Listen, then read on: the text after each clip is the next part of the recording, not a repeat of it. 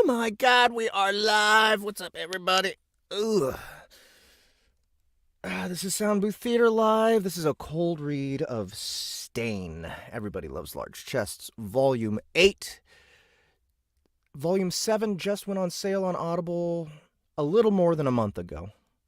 So I'm really glad to be getting back to narrating it like this soon. I'm gonna do my best to, if not go back to back with 8 and 9, to actually uh, maybe like do 8, then Chrysalis 3, then 9. Because I want to make up for all the stalling that we've done with the audio of this series. For those of you who don't know, which I imagine none of you here are in this category, we've had a tendency to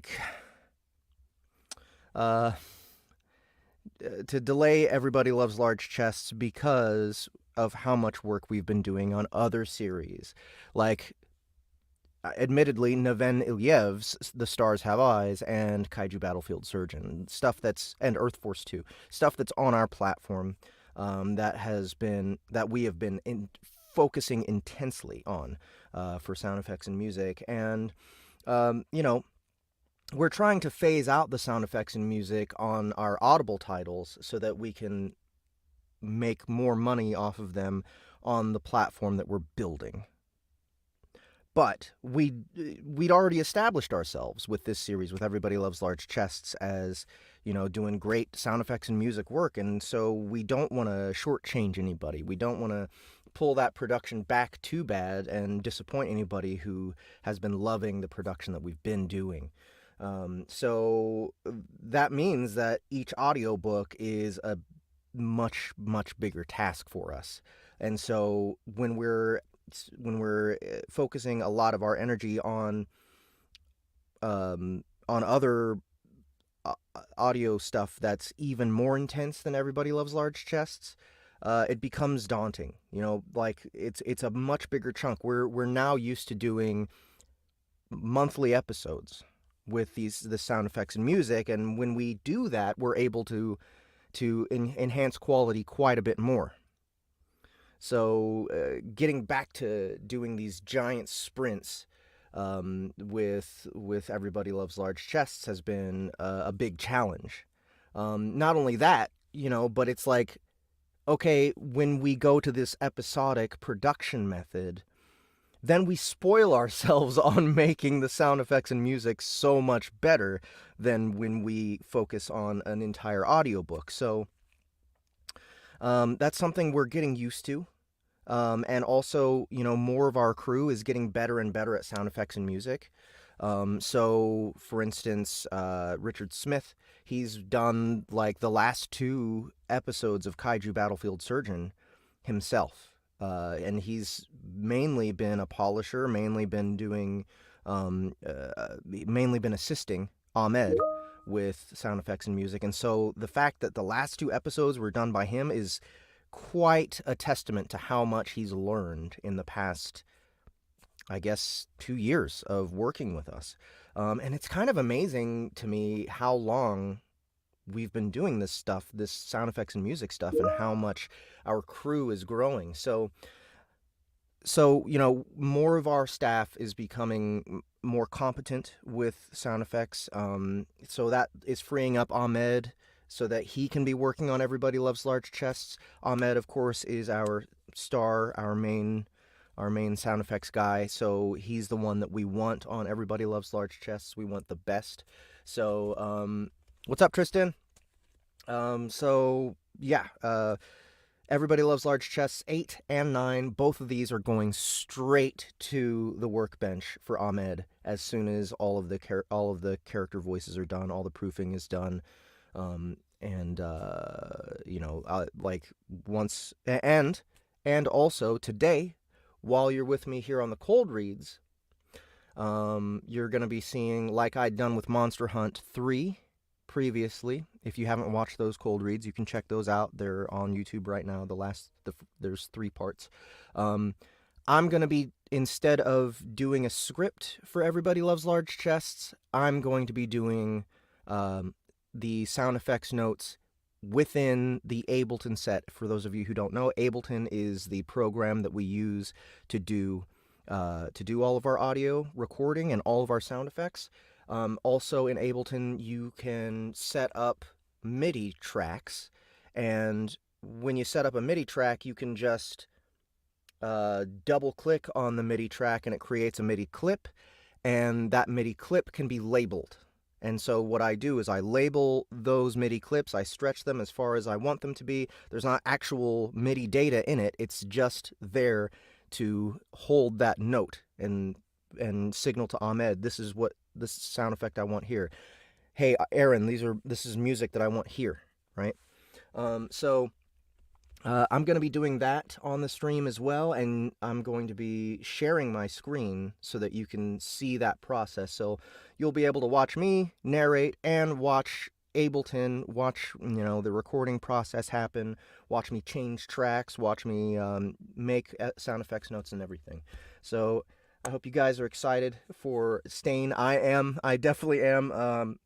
I'm also getting a little bit sad about Everybody Loves Large Chests because we're rolling up to the end. Like, we're past the halfway point now. So we're about to do volume 8. From what Neven has told me, we're doing 12 volumes total.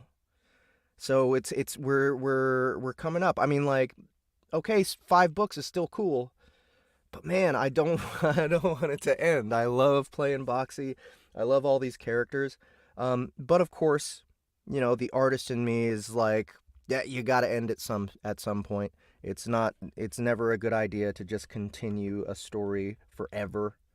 I won't say never a good idea. It's one of the most difficult things that you could possibly do is continue a story forever and maintain a level of quality that makes it worth continuing to release. So I'm a little bit like it's bittersweet, right? Like coming to the end of a series that I've been voicing. I mean, when did the first one come out? 2017. So for 5 years. Let's see. Let me look that up. Morningwood. October of 2017. So almost 5 years now. Wow, it feels like it's been longer. Everybody Loves Large Chests is in my blood now. It's just a fact of life for me, and I love it so much. It's just been some of the most fun I've had at my job, and it's some of the work that I'm most proud of because it just speaks to me. It speaks to me in the most absurd and ridiculous ways. That's my favorite shit when it comes to fiction, is just off the wall, fucked up shit, Everybody Loves Large Chests delivers that in spades. So yeah, I'm gonna be sad for it to end. But that only means that I'm going to do everything in my power to make these, to make this the best, one of the best shows on Audible. So, ELLC is what put Sound Booth Theater on the map, someone says. Maybe. I think so. I think that's fair to say. For anyone who doesn't know, Sound Booth Theater Live is actually the name of my streaming show that I started back in maybe 2016. It was something that I started on, what was the platform? On Periscope, which I think was Twitter's streaming platform at the time. I can't remember now. But streaming was like kind of a new thing for anything outside of gaming at the time. And I didn't see any other narrators streaming, so I was like, fuck it, let me try it. And Everybody Loves Large Chests was one of the first things, I was taking requests. And Everybody Loves Large Chests was one of the first things to be requested, and one of the things that was requested over and over. And I found it to be so absurd and amazing. And I noticed that the fan base was so rabid. They just absolutely loved it. So at the time, it was only on Royal Road, and it actually took some convincing to get Neven to publish on Kindle. It was like a year before he finally, like, it was a year after I started doing his requests on my live stream that he started publishing on Kindle. And then when he published the first book on Kindle, a fucking bucket load of money dumped onto his lap. So he was like, "Oh, this is what this is about." And then obviously I was like, "Hey, I should do the audiobooks." And everyone else was like, "Yeah, you should." And so Neven was like, "Okay, maybe he should." And that's how the whole thing got started. How the whole thing got started. And yeah, I think when we published Everybody Loves Large Chests on Audible, it was the biggest thing I'd ever done. It was the most successful series I'd ever done at the time. Now, it's possible that Super Sales on Superheroes might have been more successful than Everybody Loves Large Chests. However, that was just one book. Billy D decided to go a different direction after we did the first book. He wanted to work with Podium for the rest of the series. So, the rest of the series doesn't have my momentum behind it. It's got Nick Podell, who did a great job, but Nick Podell doesn't do promoting, and he doesn't do hype for things. So I mean, that was that. That was the end of me working with Billy D, who actually, if Other Life Dreams was the very first lit RPG I ever did, and that was definitely the most successful series I had done up to that point. That one made me an amount of money that I never dreamed that I could make doing audiobooks. And it was kind of successive from there. Like Delvers was next, and then it was either Super Sales or Everybody Loves Large Chests that blew me up even more. Then Dungeon Lord, then Life Reset. Maybe Life Reset is what put us on the map. Because Life Reset, maybe it's not as popular as Everybody Loves Large Chests is now, considering Everybody Loves Large Chests continues to release, and Life Reset is over. But man, when Life Reset hit, that was huge for us. And then, of course, Dungeon Crawler Carl is now the biggest thing we've done. And that wasn't even like overnight. Dungeon Crawler Carl was a slow build. It was like, I didn't even think that one was going to make money when I did it. But I did it, and then it started making money. And then it was like, it's been this slow, progressive build. Every book that's come out in the series has made the series even more popular. And now it's like gigantic. Now Dungeon Crawler Carl is the biggest thing ever that I've done. So, but Everybody Loves Large Chests was easily one of the big milestones for the company. And one of the series that made it possible to expand and grow and like hire other people and produce other audiobooks with other narrators, and start this platform. Speaking of, for all of you who listened to Everybody Loves Large Chest 7 Goroth, who got to the end and maybe skipped the credits, remember we have The Stars Have Eyes on the Sound Booth Theater platform. 15 episodes, $2 a piece. First episode is free. It's, in my opinion, even better than Everybody Loves Large Chests from a craftsmanship point of view. Everybody Loves Large Chests is absurd and crazy and fucked up and exciting and hilarious. The Stars Have Eyes is heartwarming and human, also hilarious, but a much more wholesome and healthy piece of writing. It's definitely a much better book. Um, like it's better for you. And it's fully produced, full cast, and it's been doing really well over the past couple months. The last couple months have been the best couple months of the Sound Booth Theater platform's existence. Most revenue per month, like last month was the best, and then this month is even better. So, if you haven't already, go check it out on the website. The Stars Have Eyes by Neven Iliev, one of my favorite projects I've ever done. Also, Kaiju Battlefield Surgeon episode 11 just got monetized yesterday. So, there's a lot of you who must have missed out on getting the first 10 episodes for free, but the price tags are worth it. We have worked so hard on Kaiju Battlefield Surgeon, and for anyone who loves Dungeon Crawler Carl, Matt Dinneman's writing is just as, I don't know.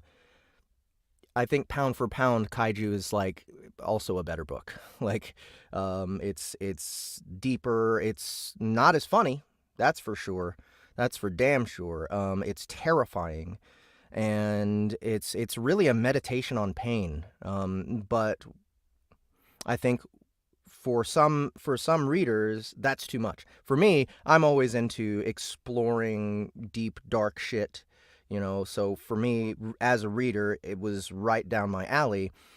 But I think for other people, putting it in a more digestible format in this way has made it easier for people to appreciate.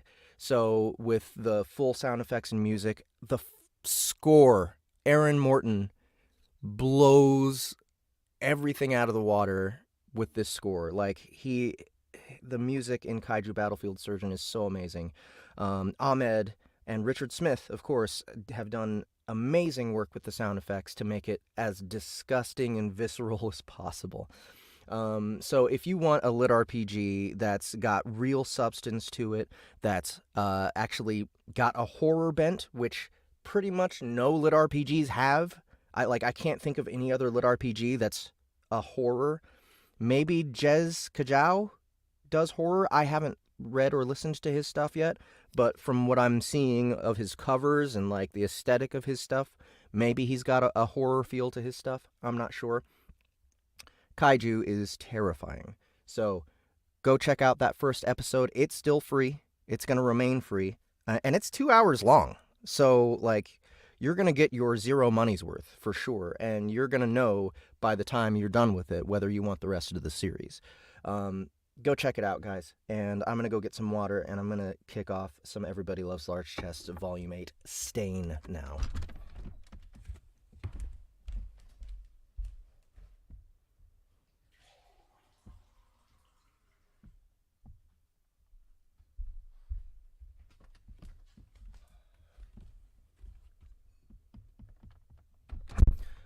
Hayes Grant asks, any plans to do The Grinding by Matt Dinneman? He hasn't asked me to, but if he does, I'll do it.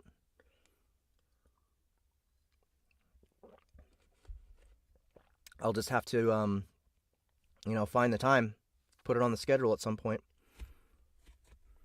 If you guys want him to do that, if you guys want that done, go bother him. We have so many projects on our plates. And Kaiju's still not over. We have one more episode. The finale of Kaiju Battlefield Surgeon is on Halloween, on our 2-year anniversary, and the series 1-year anniversary. Dude, I've got to pick the tea back up, Flipster. Flipster says no wanky tea today. With the weather here in the UK, 16 degrees Celsius and rain, proper tea is very much being drunk. Yeah. It's starting to get, I think it's just about that way here in Kansas City right now as well, so I should be doing more tea for sure. All right, so let's see here.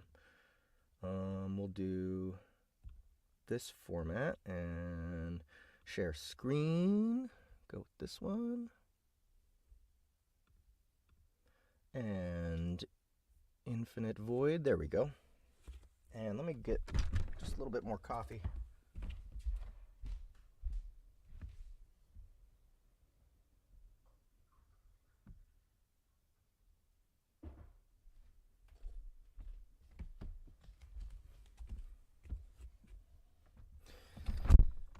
Okay, so I'm hoping, by the way, one more piece of news. Sorry, guys. Oops. No, that was not what I wanted to do. One more piece of news.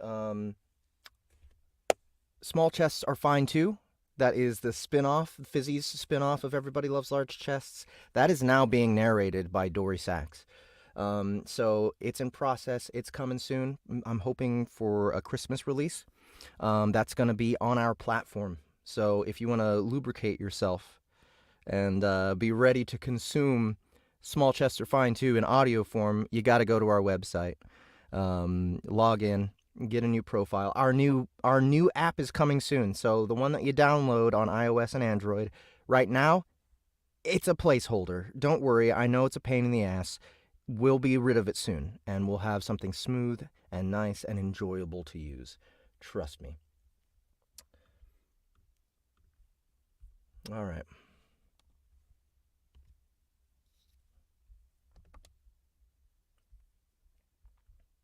Here goes.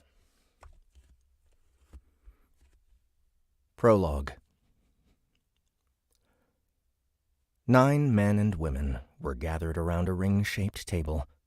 The attendees' appearances varied greatly in their age, attitude, and attire. There were only 2 visible traits they had in common. They were elves, and they were filthy rich. The former was clearly demonstrated by their telltale ears and overall lanky builds, while their high-class outfits, abundant jewelry, and overall snobbish demeanor made them practically reek of old money. Naturally, each of these individuals held a lot of political power within their home nation. Though the Ishigar Republic's leadership was largely elected, including the highest seat of Exarch, it was nigh impossible for anyone with this group's financial support to lose an election. Gold was the driving force behind any publicity campaign, after all. However, this clandestine council did not believe themselves to be facilitating corruption. While they dictated who publicly led the Republic, they didn't do so out of some selfish interests. It was undeniable that strong leadership could elevate a nation to greatness. Conversely, the wrong person at the helm could drive the country into the ground. Differentiating between the two had been this group's sworn duty since the Elven Dominion fell and the Ishigar Republic rose from its ashes. It wasn't their goal to puppeteer the government to line their own pockets. They made sure the right people got the chance to do the most. They made sure the right people got the chance to do the most good they could. Though a largely benevolent goal, it was but one aspect of their operation. These 9 had never hesitated to opt for a sinister solution. In order to see their vision to fruition, and that was unlikely to change so long as any of them drew breath. The foundation of the Founding Fathers' purpose was to ensure the elves survived and prospered, whatever the cost.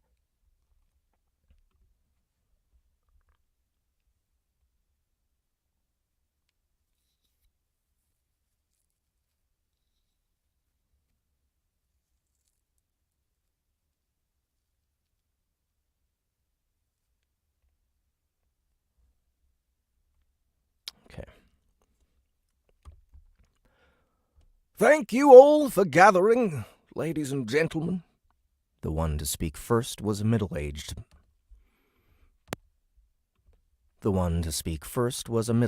elf wearing a gold-rimmed monocle. His hair was lush green, like spring grass, which matched the vibrant hue of his eyes. His outfit consisted of a prim, proper shirt and vest, the kind one might find on an exceedingly strict accountant. His gaze quickly scanned the other 8 in attendance as they offered curt greetings, though it lingered on the empty chair 2 seats to his left.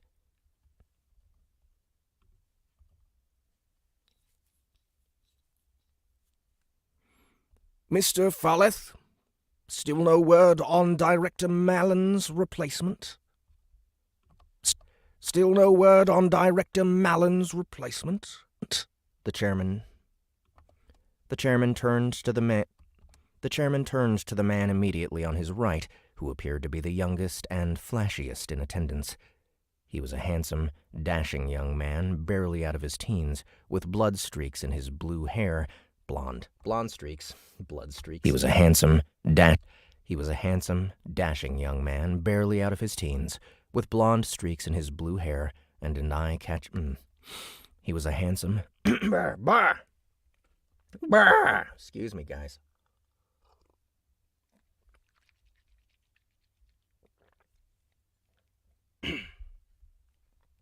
He was a handsome, dashing young man, barely out of his teens, with blonde streaks in his blue hair and an eye-catching white robe. Afraid not, Mr. Oren? Is Oren...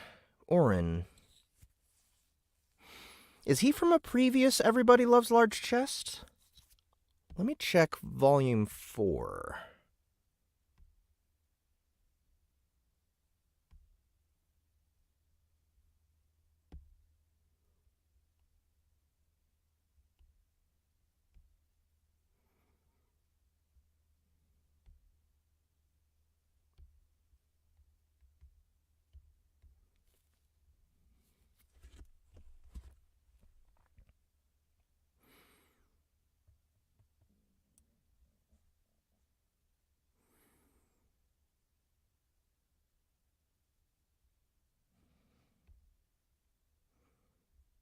Nope. Anyone else? Yes, this is Lit RPG. Okay. He's not in Volume 4. Let's check 5.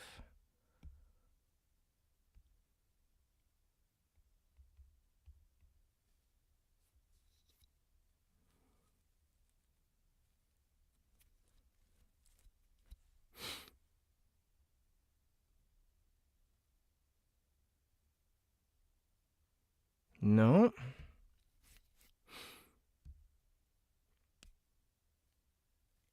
I don't think he's in 6 or 7, so it might be my imagination. Afraid not, Mr. Oren? Afraid not, Mr. Oren. He shook his head. His retirement was so sudden that I hadn't had the... His retirement was so sudden that I hadn't had the chance to prepare for it. Surely you had some candidates in mind, yes? Of course. Unfortunately, all of them were Mallon's subordinates, none of whom survived the destruction of the T2 facility. Discontent began to spread on the other faces around the room. It was obvious none were happy with how that disaster unfolded, though for different reasons. Some were clear, pragmatic grievances, such as the tremendous... Some were clear, pragmatic grievances, such as the tremendous loss of talent, material, and information. Several decades of work, hundreds of trusted people, and millions of gold pieces had instantly gone up in smoke. Naturally, not everyone deemed the think tank a wise investment, but the majority did. The vote went through, and Mallon's division was established despite the vocal minority's protests. Though the endeavor had yielded some fantastic results, it ultimately ended exactly as its detractors said it would. Unfortunately, the ability to say, "I told you so," was little consolation to those who had originally opposed the matter. I hereby motion we cease any efforts to revive the facility and reroute those resources elsewhere. The next one to speak up was one of the few women in the room. She was old, wrinkled, gray-haired, and wearing an eye patch, but nobody on this council dared call her frail. The air she gave off was sincerely more intense than the rest, and she was one of the few among them with actual combat experience. Plenty of it, too. The way her healthy, piercing blue eyes seemed to scan every shadow, crease, and crack in the chamber made it clear she was ready for an ambush at any point. I think that was supposed to be her, so let's see.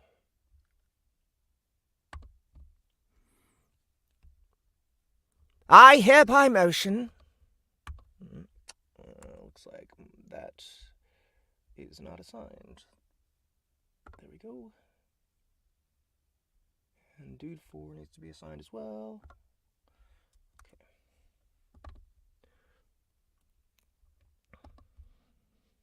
Are we set? There we go. I hereby motion we cease any efforts to revive the facility and reroute those resources elsewhere. There we go. I oppose this motion, the half-blonde youngster declared. We are still salvaging data, records, and materials that survived the incident. Incident? That's what you're calling it? Azurvale has a bloody crater in it! Yes, and that is unfortunate, but we will lose decades of hard work and progress if we just give up on it. And the civilians? When I joined this little cult, I was promised we'd serve the people first and foremost. For the most part, you've all been straight with me, but that little incident is too far. I can see why you feel that way, but I assure you we set up the T2 facility's failsafe in a way that would minimize collateral damage. That's so. Then what about all the people whose rickety homes were reduced to planks and splinters with winter right round the corner? Do you realize how many among them had family that never came back from the war? How are we serving the Republic if we cannot even care for its us? How are we serving the Republic if we cannot even care for its most unfortunate citizens? Oh, Mrs. Underwood. Okay. We have talked at length about blind charity, Mrs. Underwood. You know it will not work. It was undeniable that the Foundation's considerable financial support would make it simple to provide for Azurvale's downtrodden and homeless. However, past experiences showed that doing so created a generation of lazy, entitled slobs that relied on those handouts. These people were practically parasites, taking from society while providing very little in return. It wasn't a favorable development in the long term. That wasn't to say the Foundation just turned a blind eye to those people. Rather than the blind charity Mr. Falleth spoke of, their approach was to help the poor help themselves through various employment opportunities. That way, those with the drive and courage to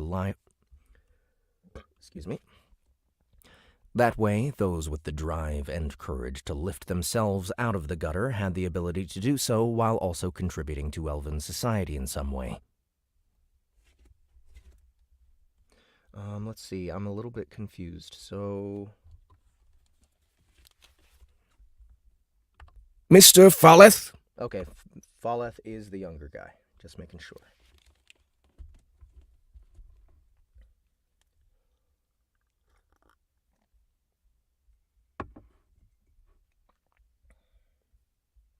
Elven society in some way. The Underwood woman had been told all this, and to some extent agreed, but that wasn't what her latest argument was aimed towards. I am talking about dissidents, allowing war orphans to grow up resenting the nation that sent their parents to their death is how you end up with twisted fucks that assassinate exarchs. Noted. The youngster nodded. I will look into suitable outreach programs, but my stance on the T2 facility remains firm. Tolsaroth's work must be revived and resumed. Mrs. Underwood, Mr. Falleth, Chairman Orrin spoke up. I have allowed each of you to speak your piece, but I must ask that we shelve this discussion. I apologize for starting it by inquiring about Director... I apologize for starting it by inquiring about Director Mallon's seat, but the think tank's validity is not the subject of today's meeting. The two nodded to show their agreement. They had butted heads over this topic numerous times, and they knew better than to waste the council's time with the same old arguments when there were more pressing issues at hand. Well, that and Underwood could tell the others were more stressed out than usual. Granted, she'd only been a part of this private club for about 4 years and still wasn't all that familiar with the other members, but she could tell the turbulent events of the last 6 months had taken their toll. At least, it didn't seem as though any of them would buckle under the pressure any time soon. This was good news for Underwood, as she had some unenviable responsibilities as the acting director of security. With order restored, the monocled chairman stood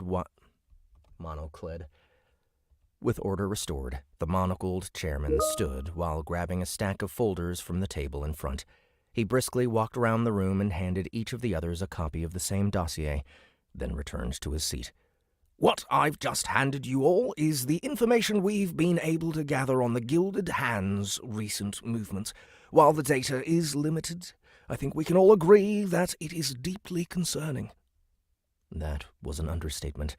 Judging by the Foundation's intelligence, the rogue spy organization was preparing some kind of large-scale operation.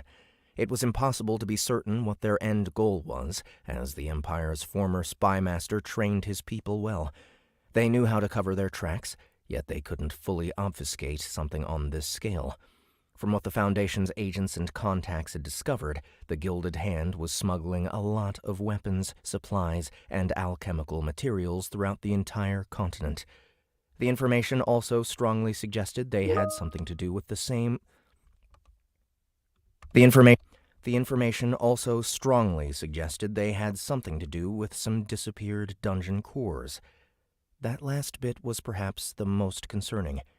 Everyone on this council was aware what those things were capable of, thanks to the now defunct think tank's efforts to revive Tol Sarath's research.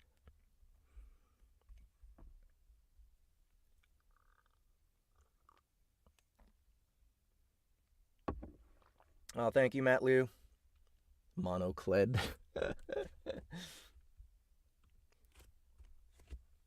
He only uses one cled. He only has one cled to use.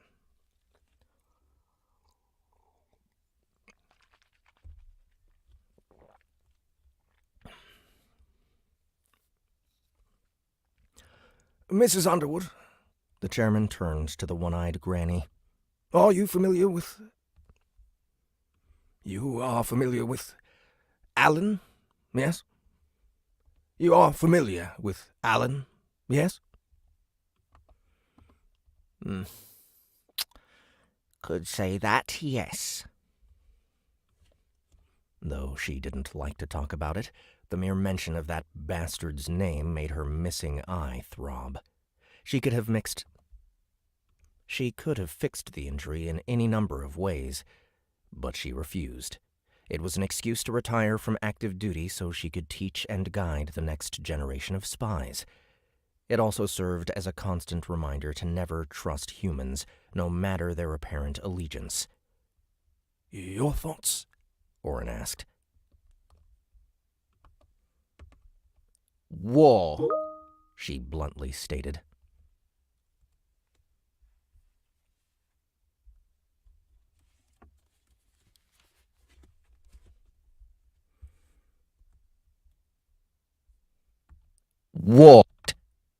War, she bluntly. Okay, just making sure that noise didn't bleed through in the recording. Excuse me. That's all the man lives for. His attempts to sick the Emperor on us were exposed, so he'll be taking matters into his own hands. I see. I see. I imagine it won't be something as simple as marching an army across our borders. I assume you have some ideas how to prepare for this incursion, whatever form it may take. I do indeed. Excellent. Those in favor of allowing Mrs. Underwood to handle the impending Gilded Hand attack, please raise your hands. There was instantaneous, unanimous agreement. Of course they'd let her handle it. None of the rest were remotely qualified for this kind of stuff, and she was the head of the Foreign Intelligence. None of the rest were remotely qualified for this kind of stuff, and she was the head of the Foreign Intelligence Bureau on top of Director of Security for the Foundation itself. The vote was mostly a formality. I will require financial aid, however. The FIB's budget is already rather stretched, and I will need to hire some independent contractors. I see. Mr. Luhorn?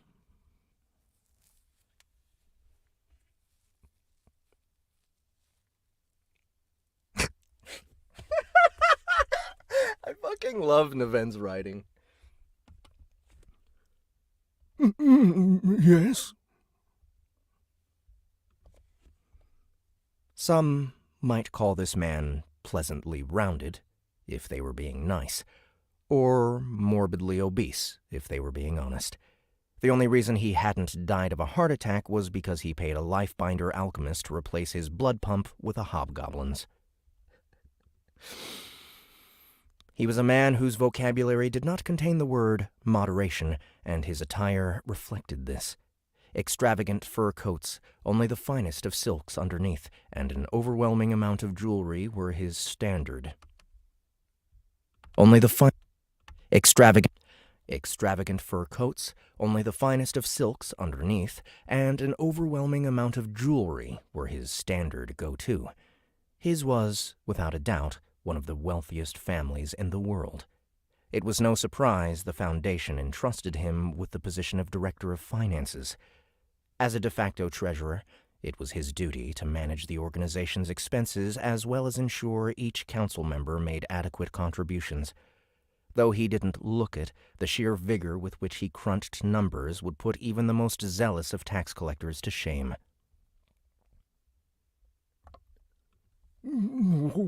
What is it, Mr. Oren? He wheezed, plump cheeks wobbling. Okay, I want to give this character to Gary. It is Ableton Live. Jesse Cobb asks what program it is. This will not take 6 months of production. I am predicting 3 months of production. And then I don't know if we can do another release 2 months later for Volume 9, but we'll try.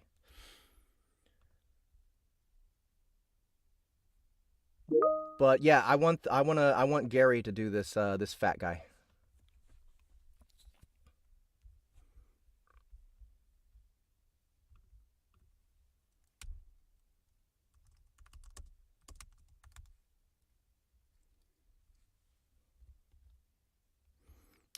Let's see.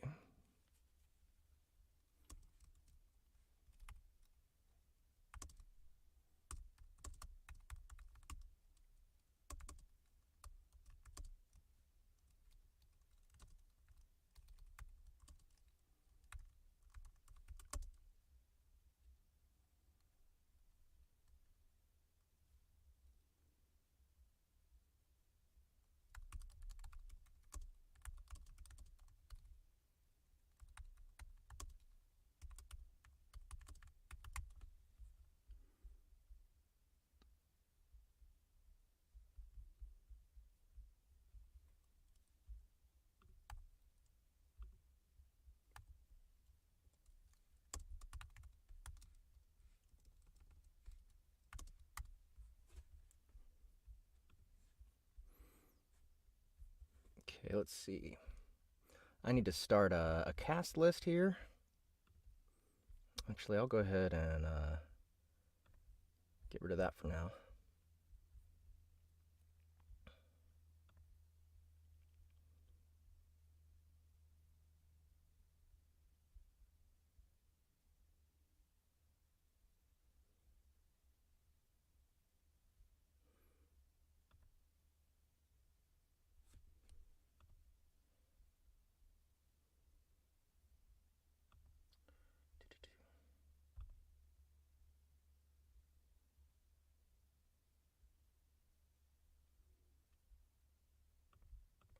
All right.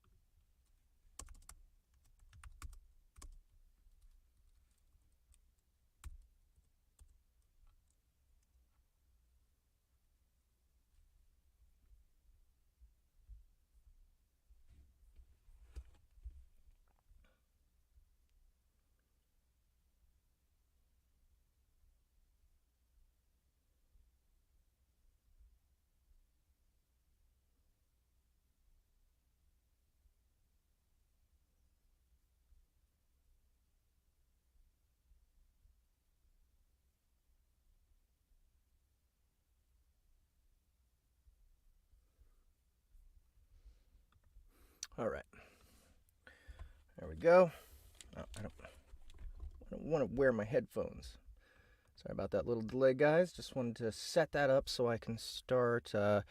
So what happens with our productions is we take the script and we take all the dialogue and separate it out from the paragraphs, and then we label each line, each quote with the character's name and the person who's going to play them. So the person who's actually doing that script conversion now needs to know the cast list. There's plenty of characters that have already been established with different actors, but Neven has a tendency to add more and more characters every book, and so yeah, I just need to make that list as I'm going. This is a cold read in the truest sense of the form. I haven't read this book yet, so casting is something I'm doing as I go.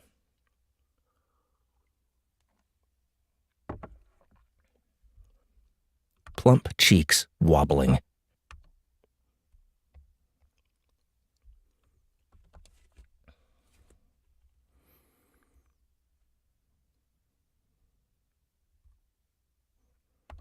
How much support can we offer Mrs. Underwood? As much as is needed.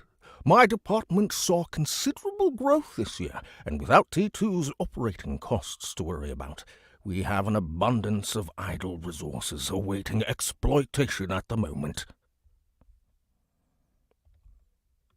I do not think this is wise.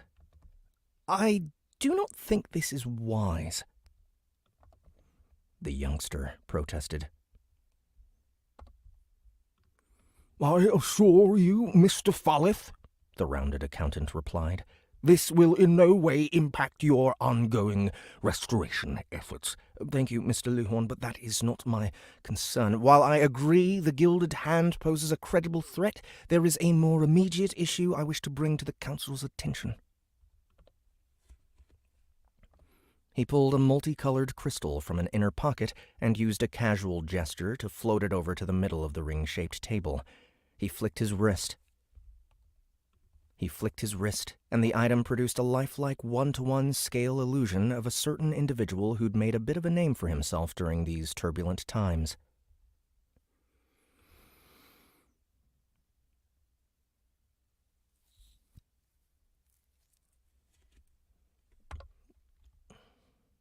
"The Sandman!" one of the other members exclaimed. "Was he not on our payroll?" "He was, Mrs. Viren. However, my sources have uncovered that he is the mastermind behind the attack on our think tank. Without his interference, the independent contractors that Mrs. Underwood is thinking of would never have found the facility." Those words clearly annoyed the old FIB director. She intensely disliked how much that guy obsessed over the monster factory, and she didn't appreciate the way he indirectly accused her of sabotaging it.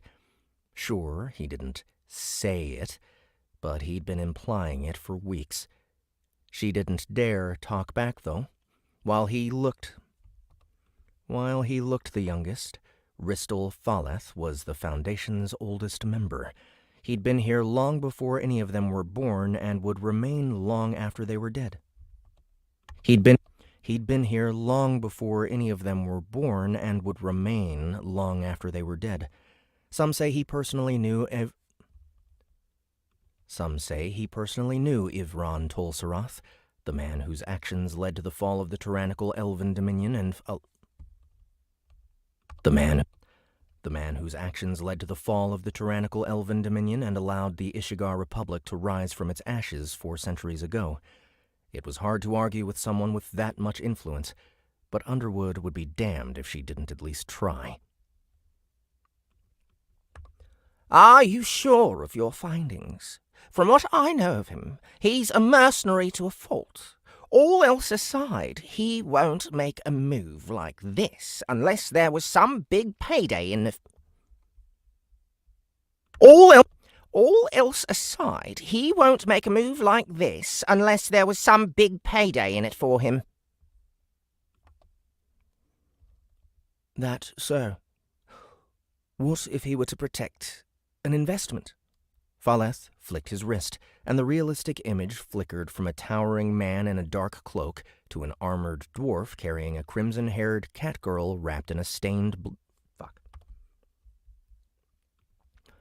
Falleth flicked his wrist, and the realistic image flickered from a towering man in a dark cloak to an armored dwarf carrying a crimson-haired cat girl wrapped in a stained bedsheet.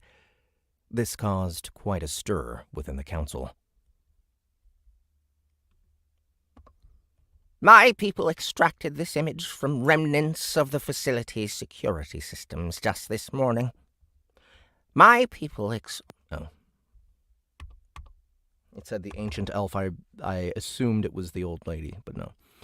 "My people extracted this image from remnants of the facility's security systems just this morning," the ancient elf explained. "As I'm sure you're aware, this is Kira Morgana, the hero of chaos and de facto face of our victory against the Empire. How and why she ended up in that situation is currently unknown, but it is indisputable she was being held in the facility." He flicked his wrist, and the bedsheet disappeared from the image to reveal the profane alchemical crystal embedded in her upper back. Everyone present knew what that meant, but none could imagine why and how a dead hero would end up on Director Malon's operating table.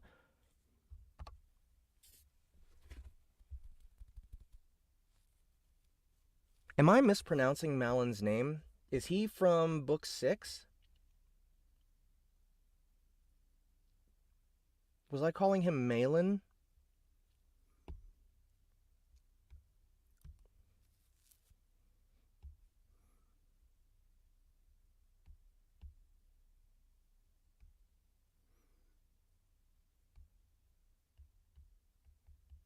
Yep, he is from Book 6.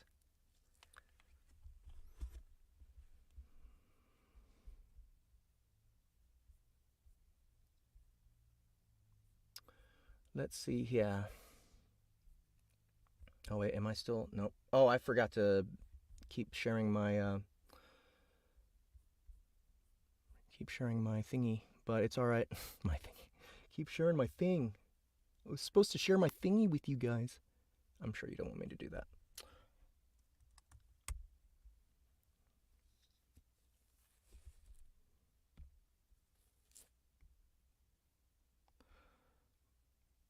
Part 3. Which chapter is this? Ah! Okay, I'm pretty sure it's chapter 3, part 3.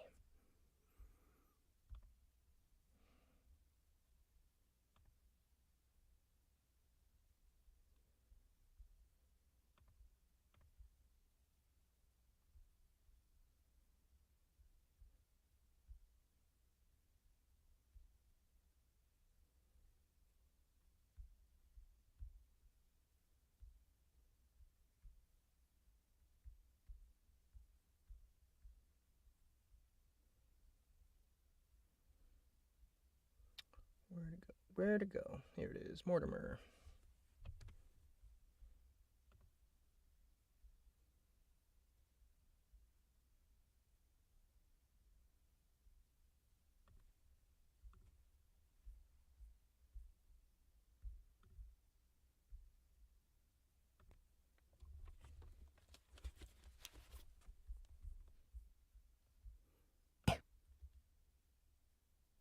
Malone Gehanna. Malone. I was calling him Malone. He flicked his wrist, and the bedsheet disappeared from the image to reveal the profane alchemical crystal. Everyone present, but none could imagine why and how a dead hero would end up on Director Malon's operating.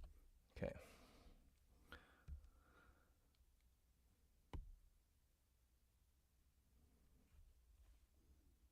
But none could. Everyone present knew what that meant, but none could imagine why and how a dead hero would end up on Director Malone's operating table. While there were very troubling implications, one thing was clear.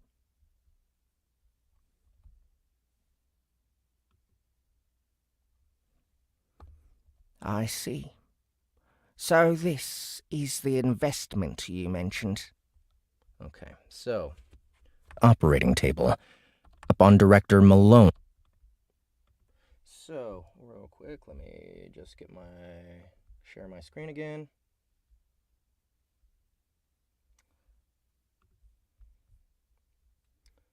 Alright, so Proofer is the first time I pronounce Malin correctly. There we go. And I'll leave a note for the proofer at the very beginning. Proofer, please mark every instance of the name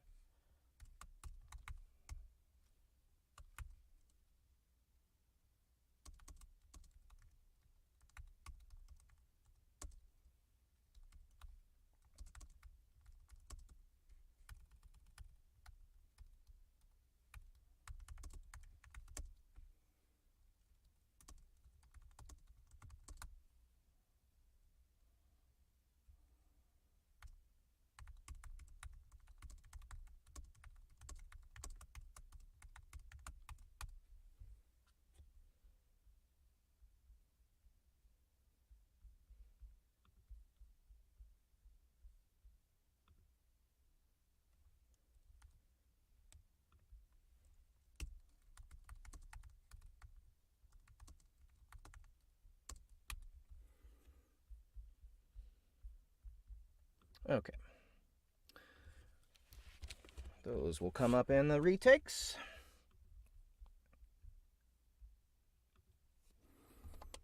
It now made sense to Underwood why the enigmatic Sandman would risk breaching that facility. Though there was one thing she didn't quite understand. Wait. Did you actually find records of him being there? No. No sightings either, but we recovered information from the Slythe family that No sightings either, but we recovered information from the Slythe family that he orchestrated the assault. Given his careful personality, he likely did so remotely through his familiars, one of which was also sighted. A flick and a flicker later, the illusion transformed to that of a blue-skinned succubus burning her...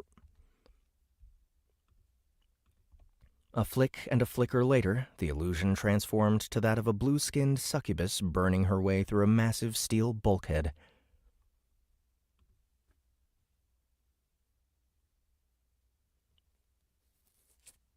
I think this is still supposed to be, what's her name, Mrs. Underwood? May I ask why you failed to inform us of this until now? My people are still piecing the magically recorded data together. I wanted to be certain their findings weren't... tainted. Tainted? How? It would appear the artificial core's destruction had corrupted much of the data it stores. Most of the records and images we pulled from its fragmented remains were warped in ways that made it difficult to ascertain their legitimacy. Most of the records and images we pulled from its fragmented remains were warped in ways that made it difficult to ascertain their legitimacy. Most of the records and images we pulled from its fragmented remains were warped in ways that made it difficult to ascertain their legitimacy. There we go. Though he didn't share it with the Council, one such example was a snapshot of a stereotypical treasure chest adorned with a lab coat and...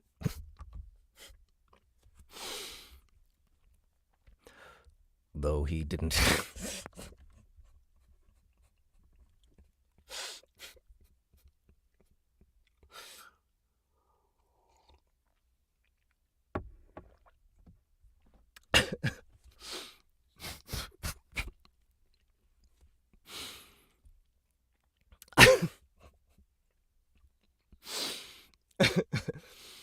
Oh, shit.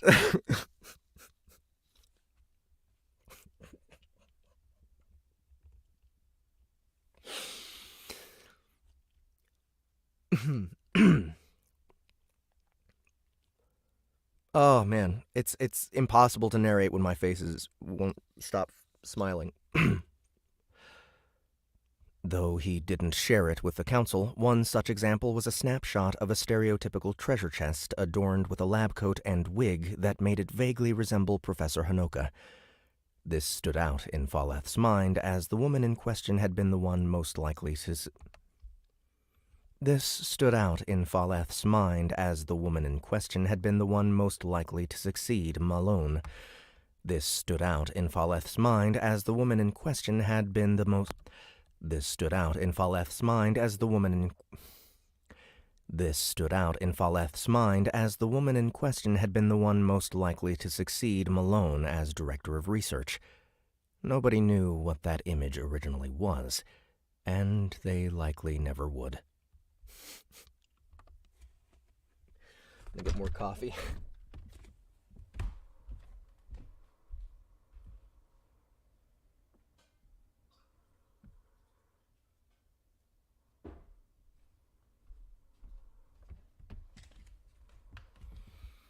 Oh, fucking hell, that's funny.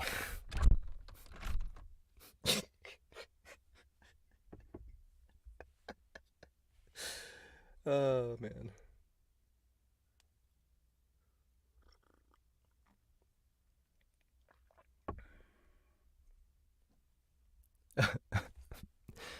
Gary Dose is right. He said my time narrating Chrysalis has improved my English accent. I feel really good about my English accent now. accents take a long time to cultivate and get right. And what's really dangerous about accents is you can fall into a pattern. You can get comfortable with them and establish bad habits.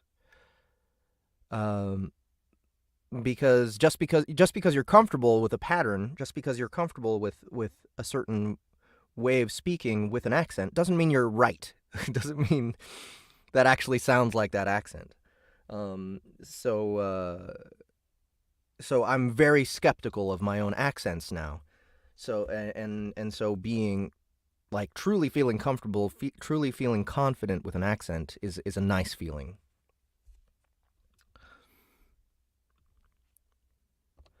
This is a fault that we must be sure to rectify when we rebuild it. Before you do any of that, I have more questions about the breach.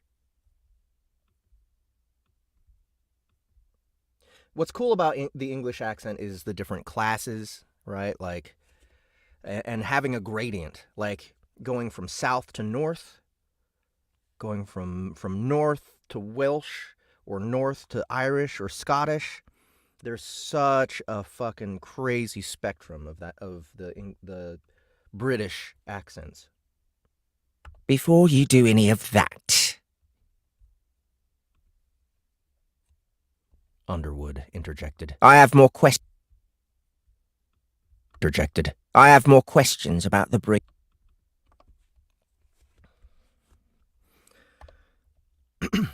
I will attempt to answer as best I can. This Sandman. How do you suppose he found the facility in the first place? Currently unknown. We are still scrubbing the site for any traces of information, so I am hopeful I will have more for you when we next meet. However, it is a lot of ground to cover, so to speak. I think I might offer a direction for you to look in. If you can offer some insight, I will gladly take it under advisement, Mrs. Underwood. Have you considered that this Sandman might have been one of Malone's creations? Or perhaps a candidate for one? That seems unlikely, perhaps, but not impossible. The feeling I get from him is very similar to a certain friend none of us like to talk about. She nodded at a lighthouse painting on the wall behind Director Malone's empty chair, reminding the council of the man's greatest contribution to the Foundation. Namely, a certain banker that liked to pretend he wasn't a ruthless, shape-shifting monster. Of course, that was pure speculation. Mrs. Underwood had no way of knowing what, if any, connection Reginald Namel might have had to the Sandman. Okay, that's another name pronunciation I might have to check up on. So let me... that will be definitely book 6.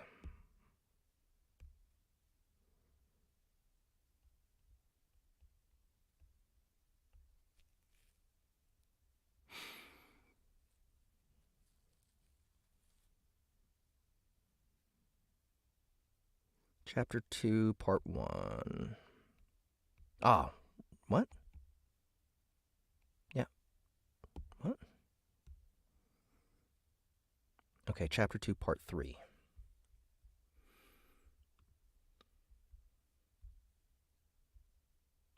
Part 3. Reginald relaxed in his office while thinking up ways to profit off of the ongoing festive mood. Such occasions provided plenty of business opportunities for a secret society of shapeshifters, especially the illegal variety. His legitimate businesses could bring in some extra money, too, but the old ganger didn't bother with them. The Namel Brothers' bank was little more than... Namel. Okay.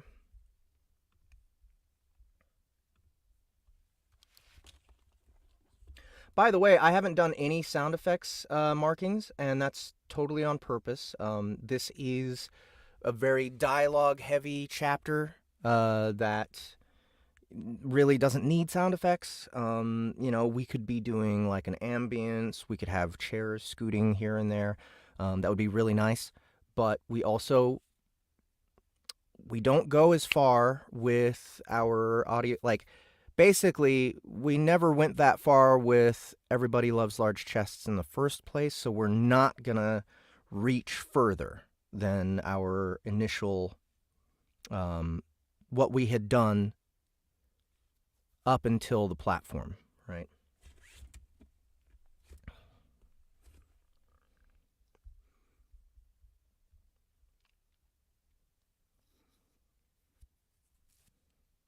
Okay, let's see here.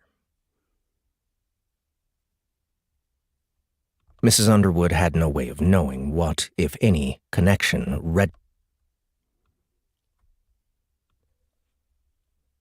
Mrs. Underwood had no way of knowing what, if any, connection Reginald Nommel might have had to the Sandman. She'd never even met the warlock in person, but she knew all one could know about him through reports made by his handler during the war. One Silas Underwood. No relation.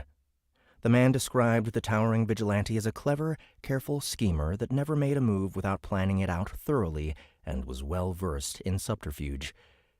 In short, exactly the sort of skill set one would expect from a seasoned doppelganger. Curious, the azure blonde pondered. While I know not what led you to this conclusion, I will trust your instincts and look into it. The man simply hoped that Mrs. Underwood was seeing patterns where none existed, but he'd seen stranger things throughout his extended lifetime.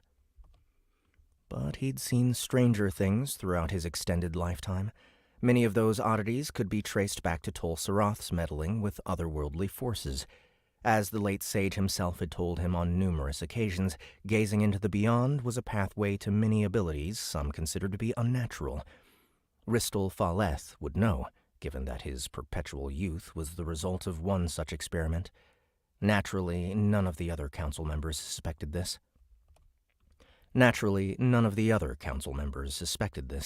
They all believed he was a drow. The next step in the rank-up ladder after High Elf. This deception was necessary, as the youthful-looking fraud felt that the entire Foundation would fall apart if they knew how it actually started.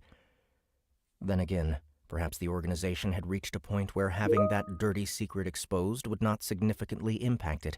Its goals and deeds were far too important for petty squabbles to tear it apart. However, Faleth could not know that for sure. He always struggled with big-picture stuff. That was why he resigned himself to the obscure and often overlooked Department of Conservation. His job was merely recovering and preserving artifacts and relics relating to the Elven Dominion and Tol Sarath's work. It was only his reputation and perceived knowledge that made the others consider his opinion so heavily. In reality, the man himself was little more than a test subject turned glorified janitor. He had never been the smartest, quickest, or strongest person in the room, and even his current position was little more than a fluke. He considered his only real talent to be faking competence, and he lived in constant dread of the day when his He considered his only real talent to be faking competence, and he lived in constant dread of the day when his inadequacies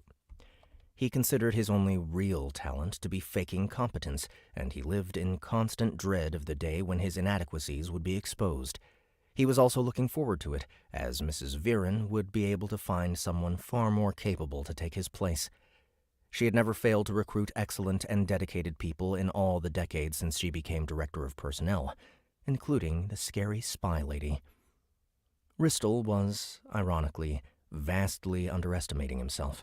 The Foundation would have surely strayed from its original purpose if not for the man's commitment to its ideals and centuries of accumulated wisdom. He was the secret ingredient that kept this stew called He was the secret ingredient that kept this stew called the Republic. He was the secret ingredient that kept this stew called the Republic from turning rotten, and his latest insight would surely keep it intact for a while longer. Not that the man considered himself that important. The same went for his revelation that the same went for his revelation that the Sandman was an immense threat, which he assumed the other council members had figured out for themselves. They were all immensely talented, gifted, and successful individuals, after all. Yes, all of them had a considerable head start in life.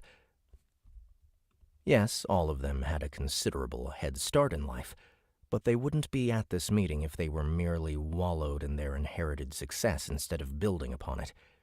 Surely, Ristel imagined, such people would not fail to recognize the obvious danger posed by someone with the ability to compel dryads into action.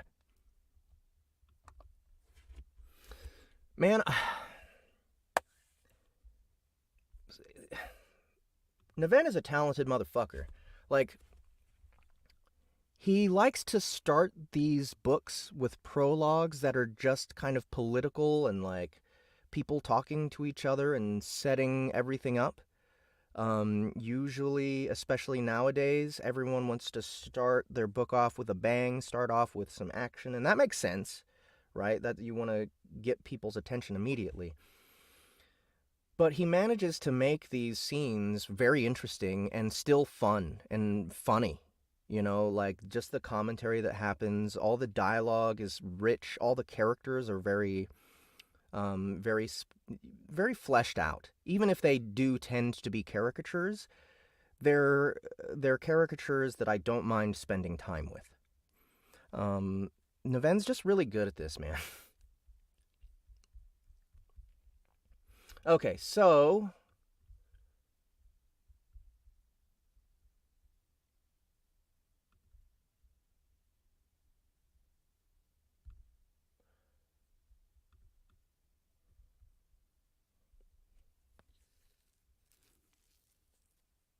maybe I'll, I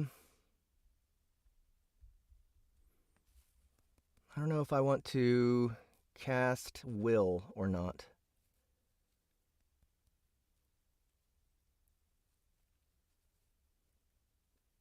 I think Will and Gary might be good for this book.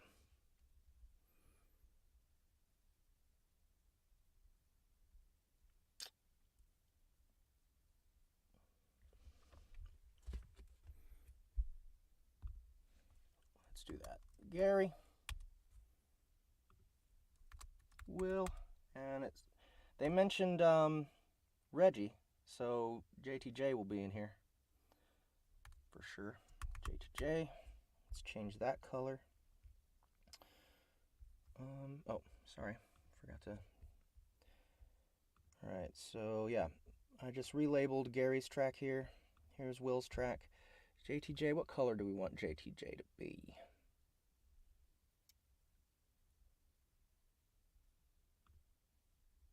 Let's give him this kind of green color. Kind of using that for phone, aren't we? Give him a blue.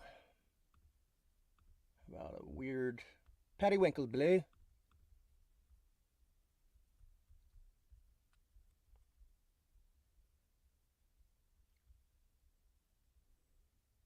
Alright, Gary, Will, and JTJ. And let's give Will this, what's his name?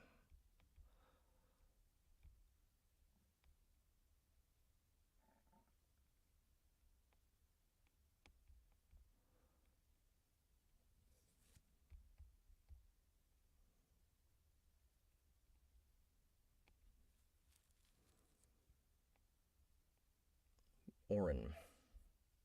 Mr. Oren. So, go ahead and remove this. Go add him to the cast list. Make sure it's clear. I am taking...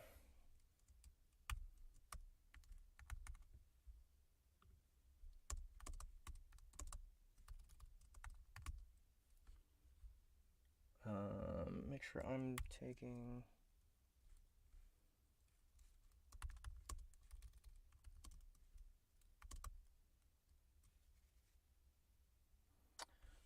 Who is it? Faleth. And what's her name?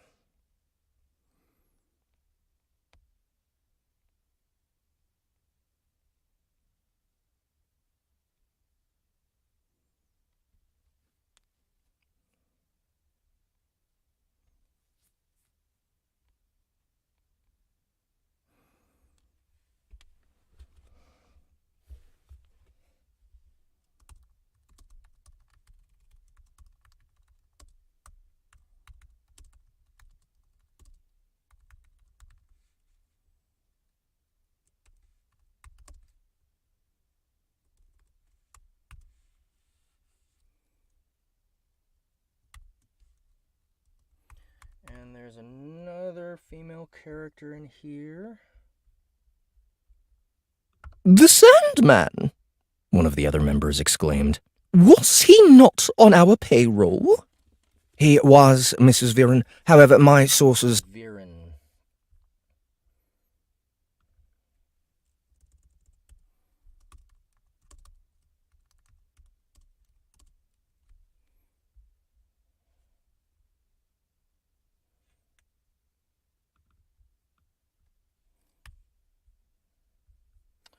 And let's give her a little,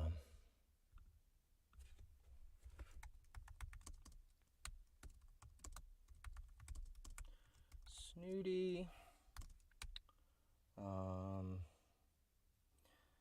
noble elf.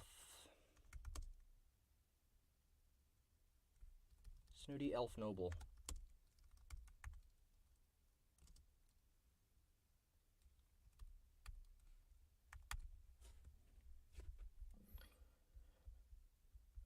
All right.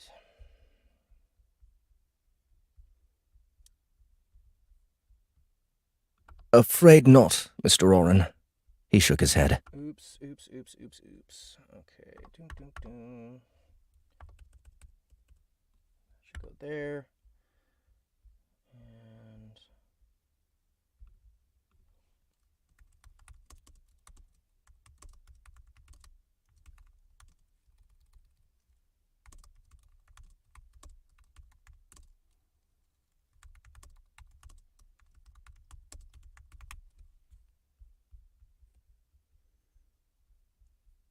okay. Will, Mr. Oren, snooty, elf noble, middle-aged master of ceremonies.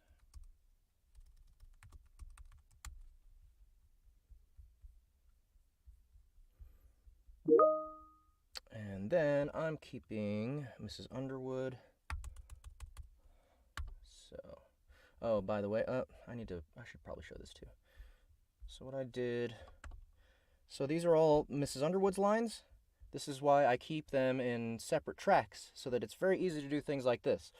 I'm taking it out of the extra tracks, Chick 3 and Chick 4, and I'm putting it into one of my tracks.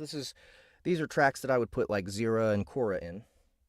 And I'll change the color of them all so that it's clear. Those are my characters. And it's clear these are the characters for other actors. We'll call Chick 3 Annie. And we'll give it a different color. We usually like to use green for Annie. Not that green. Let's try this green. No. How about that green? And we'll make this one for Lori. Try a different color here. Is there like a rich red here? There we go.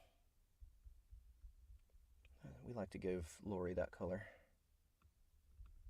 And we'll move Lori's lines here.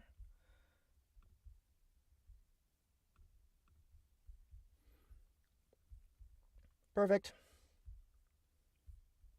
And where are we at?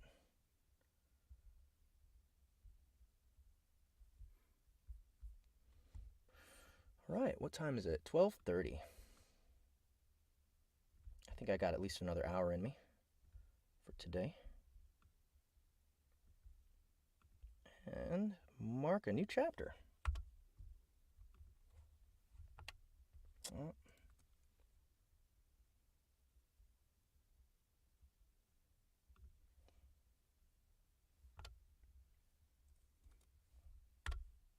There we go. And let's do one more over here. Rename it Prologue. Actually, this one needs to be renamed as well. It should be 1.1.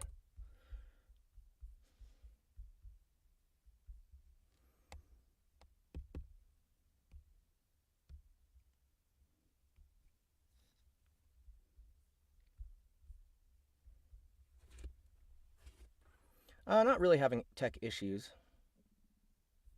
I need to turn off my beeps though. Turn that off. Where's Teams? Where's Teams? There it is, Microsoft Teams. Turn that off. There we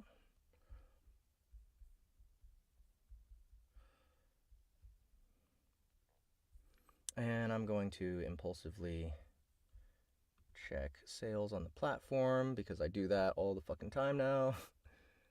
Because I'm so obsessed. Yes.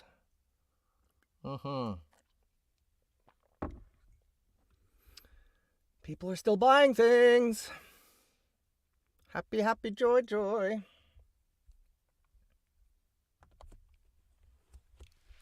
Don't need these anymore.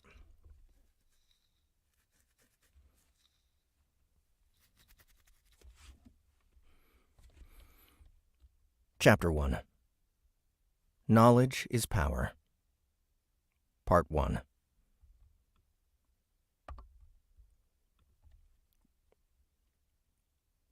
Light flashed within the depths of the Dryad's domain, directly beneath the pulsating dungeon core.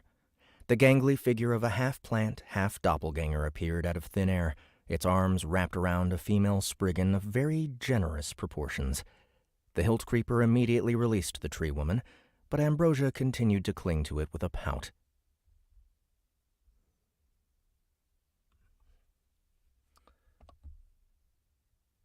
Annie? Lori? Oh, and I need to make a Dory. I need to make a Dory track as well. And what color should Dory be? Let's give her a lighter pink. There we go. Looks like kind of the same as the AI pink, but we don't ever use this for this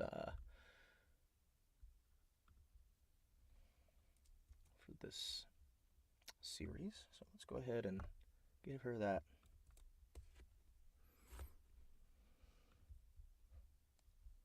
To it with a pout.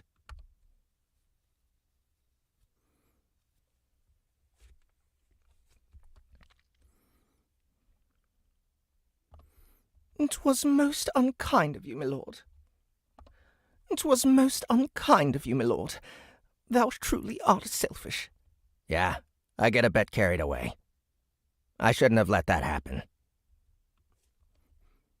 In retrospect, Boxxy's excitement over the shiny box was rather pathetic. Yet the greedy monster did not regret its actions. It understood that it acted poorly in the grand scheme of things, but some part of it had determined that the mithril chest called the Vessel of Dreams was worth the Dryad's ire. Assuming, of course, she actually was as ticked off as she seemed on the surface.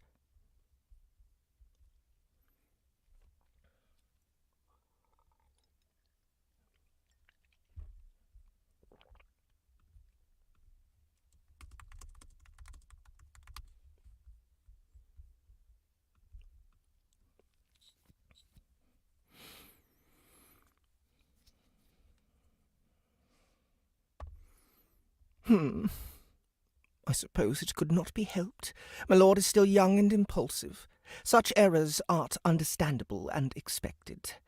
I am willing to overlook this lapse in thy judgment. Let's see. very performatively.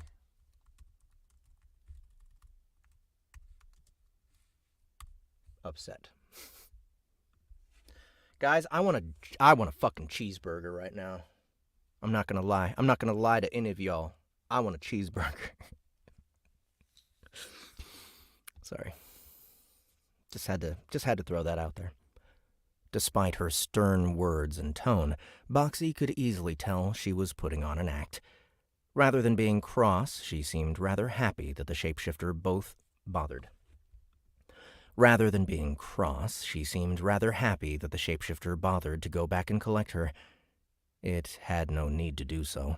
That Spriggan body would only last a week before it expired and the consciousness within returned to its rightful place. That seemed like quite the delay to most people, but to a millennia-old tree spirit it might as well have been seconds.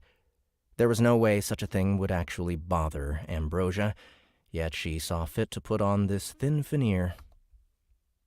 There was no way such a thing would actually bother Ambrosia, yet she saw fit to put on this thin veneer of displeasure. Boxxy wasn't sure what she hoped to achieve by doing this, but it figured it couldn't hurt to humor her and play along. Okay, so let's mark some sound effects real quick. We are in the inside, what is it called? Hilt Tree? Ambrosia's Hilt Tree Dungeon. And light flashed within the depths of the Dryad's domain, directly beneath the pulsating dungeon core. Oh. Dungeon core room.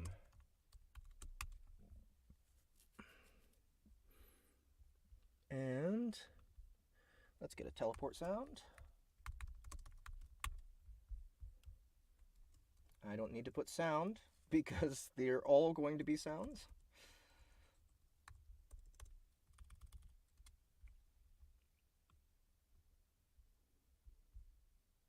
Directly beneath the pulsating dungeon core. The gangly figure of a half-plant, half-doppelganger appeared out of thin air, its arms wrapped around a female Spriggan of very... The hilt creeper immediately released the tree woman, but Ambrosia continued to cling to it with a pout. It was most uncut. Okay, nothing else happens. Yep. I appreciate your consideration. I will be more careful in the future. However...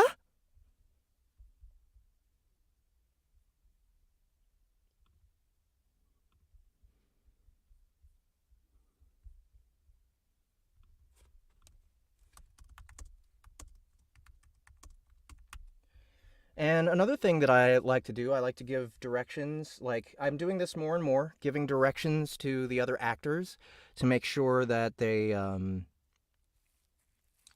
take, that they deliver the line properly so that I can just get rid of little bits of narration that, I mean, they're small. You don't think that they would have much of an effect, but the more narration that we take out from in between lines of dialogue, the better the dialogue flows. So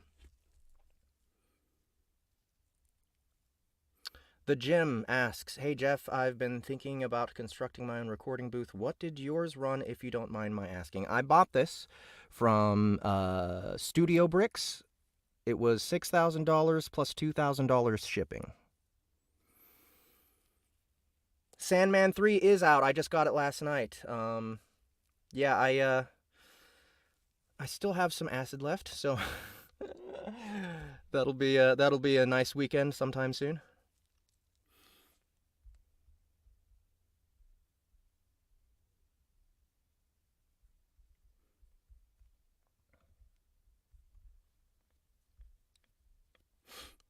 However,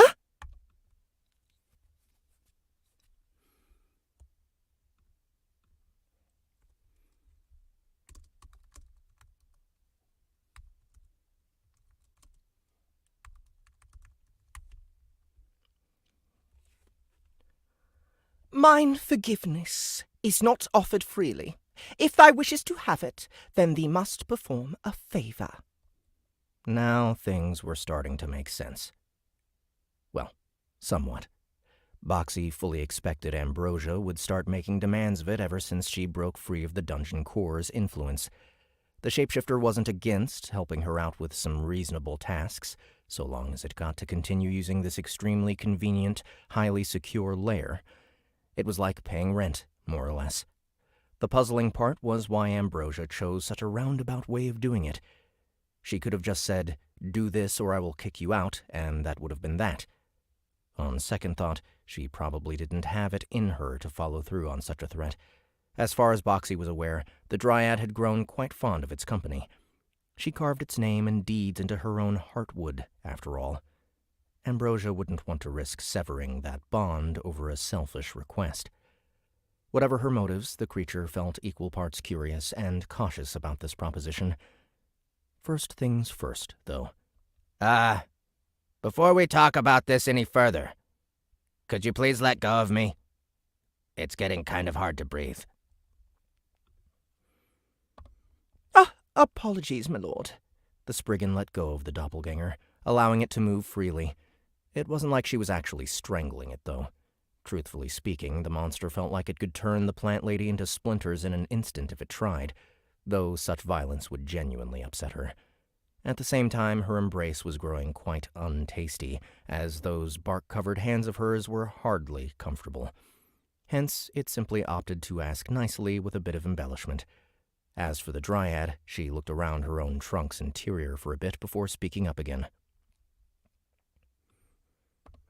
I suppose I should slip into something more comfortable while I'm at it. 5 large leaves suddenly sprouted out of the wooden floor, prompting Boxxy to take a few steps back on reflex.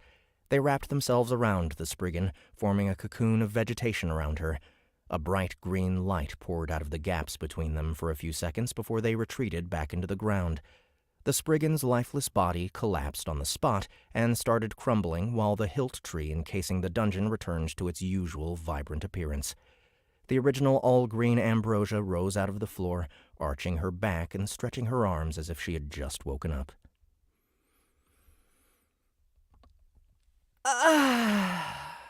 "'Tis much better. 'Twas fun keeping my lord company, but that shape was far too small for mine liking." She then suddenly remembered she was supposed to be upset, so she erased her soothing smile and adopted a sterner expression.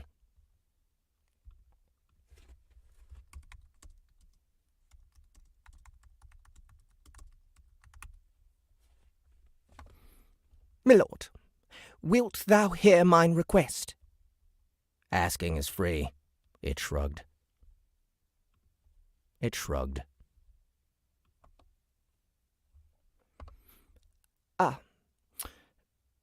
'Tis harder to talk about than I thought. Doth my lord perchance know of what spring means to the hilt? Little. It's when your flowers are supposed to bloom at their fullest, right? Oh, no.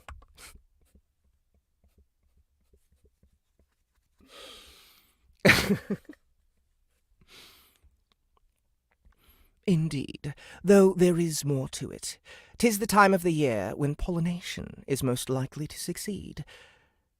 That is what I want my lord to assist me with. A chill ran down Boxxy's spine, as it suddenly got a very bad feeling about where this favor was headed. During our outing, I ran across a remarkable specimen. Specimen? Yes, my lord. 'Twas one of the dungeon's overseers. She called herself a mountain Elrone. She and I were very compatible. I wished to cross-pollinate with one of her kind, but I know not from whence they hail. So your favor is to find one of those and bring it to you? 'Tis so. Oh, thank all that is shiny! Whew. For a minute there, I thought you were going to tell me to fertilize you or something. Hey, Josh is here. I don't see him in the chat, but oh, there he is. Nice. Josh, dude, you need to fucking hit me up. We need to hang out sometime. It's been forever. Something.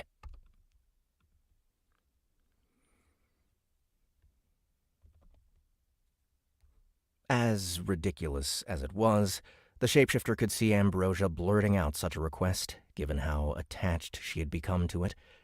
This was usually a good thing, as maintaining good relations with what was essentially its home base was of crucial importance. At the same time, however, it was wary of their relationship becoming more intimate. Boxxy already had its hands full pretending to care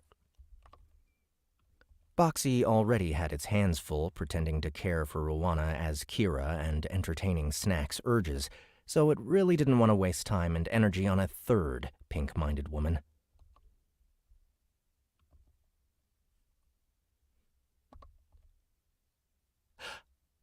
Ah!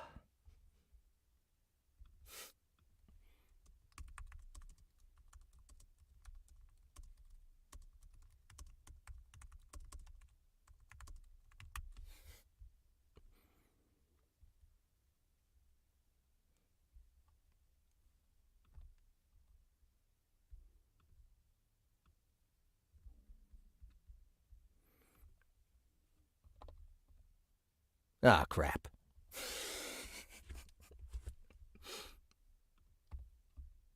Oops. Crap, okay.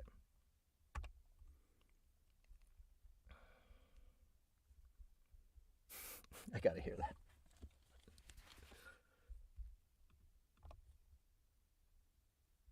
What happened?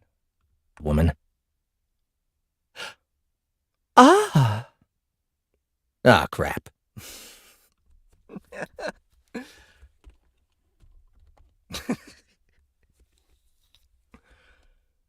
Why didn't I think of that? Was written all over her face. If hilt trees could cross-pollinate with any plant monster, surely Boxxy would be a viable candidate, even though it was a hybrid species.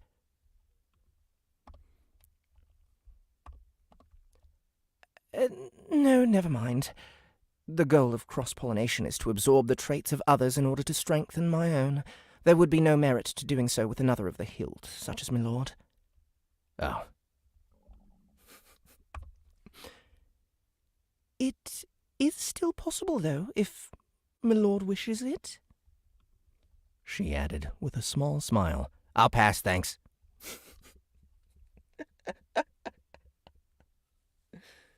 Oh, developments, huh? Yeah, I'd like to hear about some developments, Josh. I'll pass, thanks.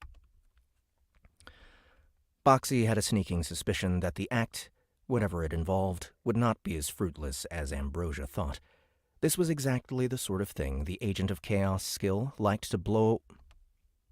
This was exactly the sort of thing the Agent of Chaos skill liked to blow way out of proportion.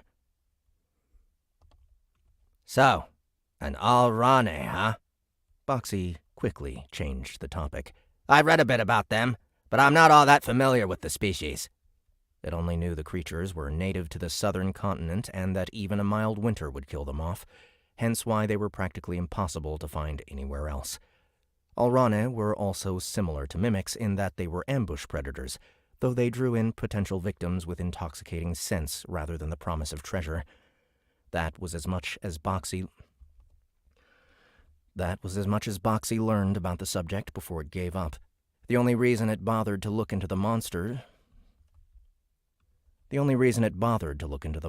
was because it heard they had some valuable secretions that were quite potent as alchemical reagents. It wasn't a venture worth pursuing if it involved having to cross the ocean.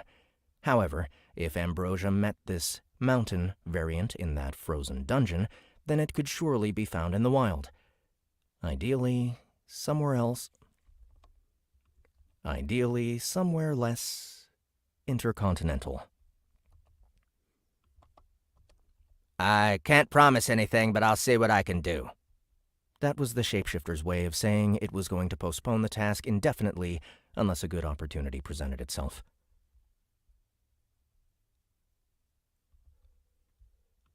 If thou finds me a suitable mate by spring, I swear to give thee a fittingly delicious reward. However, Ambrosia had a firm grasp on its personality and knew just what to say to get its attention. In her eyes, Boxxy was the type of child that responded to rewards. In her eyes, Boxxy was the type of child that responded to rewards much better than threats or punishment. Her hunch was proven correct when the shapeshifter's attitude made a complete 180 at the mere mention of tasty compensation. Delicious reward? Like what?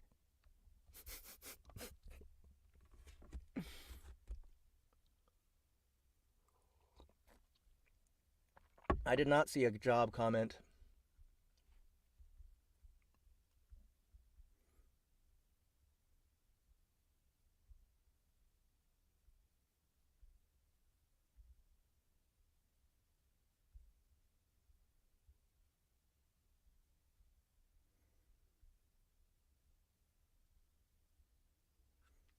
It's too far up.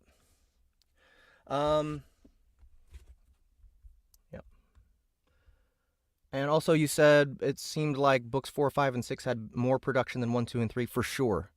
But book 5 came out... I think book 5 is like the peak of production, and then we plateaued through 6 and 7 there. And that's because right after book 5 came out is when the platform came out. So that's when we decided, okay, let's cool it. Like what? Should the cross-pollination succeed, I will be able to augment the flavor of mine fruits and nectar. Truthfully speaking, it has been too long since the last time I hath done this, so their taste has actually grown a bit stale. However, I am confident that an Olrone will help them reach new heights. All right, I'll do it.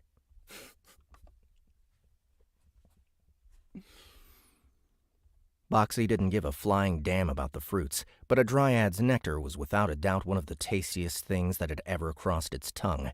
Not just in its raw form, either. Ambrosia used it liberally in many of her recipes to spectacular effect. The shapeshifter hadn't even dreamed that the bounty of her bosom was capable of reaching new heights, but the gluttonous monster would do everything in its power to make it happen. I just need to find one by spring, right? It's still the early stages of winter, so that should give me 3 or 4 months at least. It is good to see my lord so motivated, but please do not sacrifice thine own health for this. Huh? The profane object lodged in thy back. The profane object lodged in thy back. Did thou not wish to address it? Oh, right. The Soul Stone. Between looking for Fizzy, conquering a new dungeon, and getting excited over new flavors, Boxxy had very nearly forgotten about the souvenir left over from its death-defying encounter with the Foundation. The same thing that might yet prove to be an entirely temporary lease on life. This wasn't the time to sleep around in shiny chests and seek out new taste sensations. Ambrosia, I'll be getting busy again. Might have to leave town for a while, depending on how things go. If thou deems it necessary, then I wish thee a safe trip, my lord. Mine proxy shalt gladly accompany thee again, if thou wishes it. Until then, I shall take my leave to tend to mine branches, bark, and roots. I suspect certain vermin may have wriggled their way in during mine absence. The dryad sank into the ground, leaving Boxxy to concentrate on invoking Summon Familiar. And here I'm making just a little. So when I just make a clip here and I don't label it, that just means, hey, listen to what's going on in the text, and you'll figure out what to do.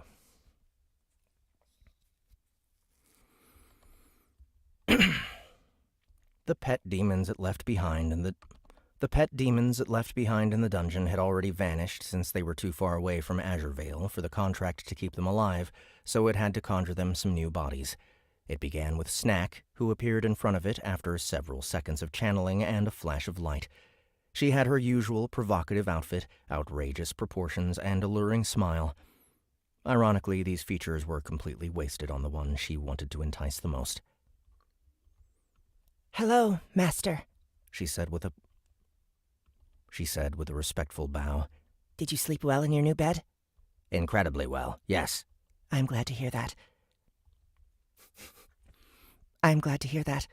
Then could I ask you to stuff my ass full of... Later. First, I need you to visit Reggie and see what he found out about my soul stone. Gotta hear the timing here. Then could I ask you to stuff my ass full of... Later. First, I need you to visit Reggie and see what he found out about my soul stone.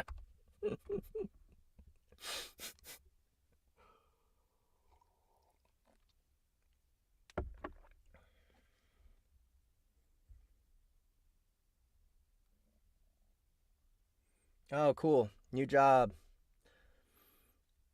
Good to hear it, Gary Dose.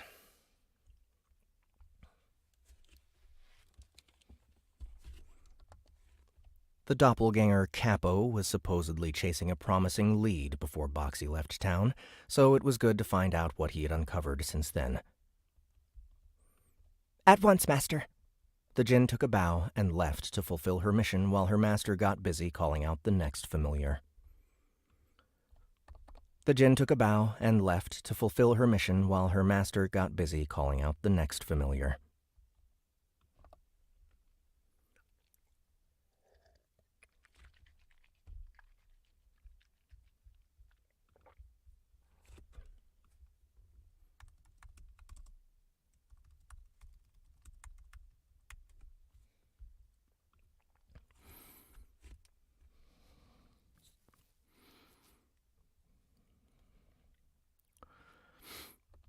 Its MP had already been largely restored thanks to its hilt metabolism, so it wasted no time in summoning claws.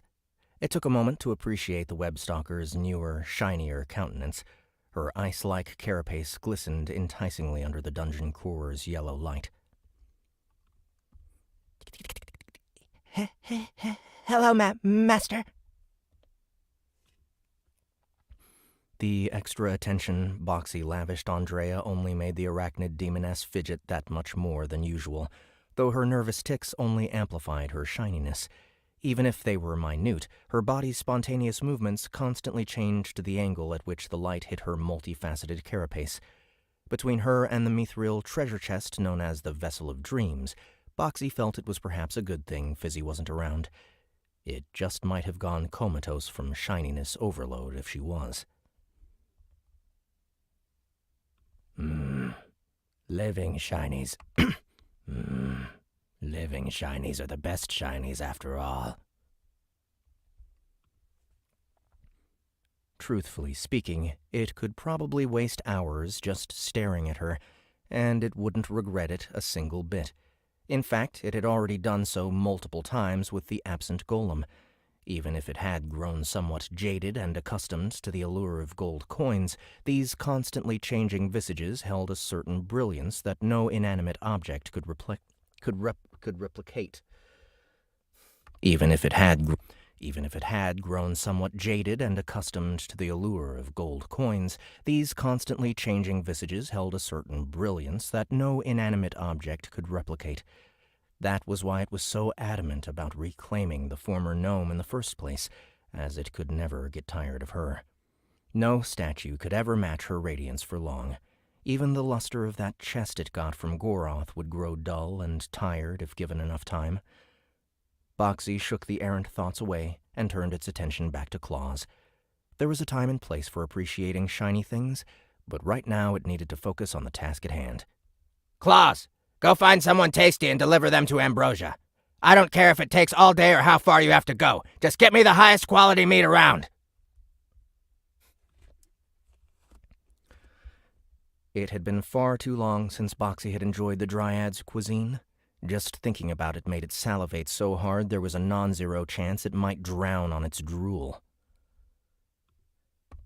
All right, I won't let you down, Master. The webstalker responded in high spirits, infected by the sheer fervor with which those orders were delivered. The webstalker responded in high spirits, infected by the sheer fervor with which those orders were delivered. Her body shimmered out of view as she departed the dungeon, leaving Boxxy to consider its next move.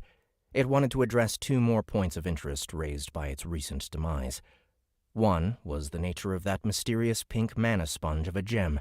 It vividly remembered when it summoned Arms the first time after its resurrection and how she coughed up the item in question. This obviously meant it had some link to the Beyond, as there was no other feasible explanation. The fact that it had somehow absorbed and then released the contents of Boxxy's storage was also indicative of some sort of spatial magic. It knew from its experiences with the Transfamiliar spell that those two aspects produced very interesting results when combined. It wanted to know more about this gemstone and whether its bizarre properties could be somehow weaponized. So it summoned the aforementioned fiend in order to question her. Boxxy wasn't expecting much from the thick-headed horn dog, but it didn't know where else to start.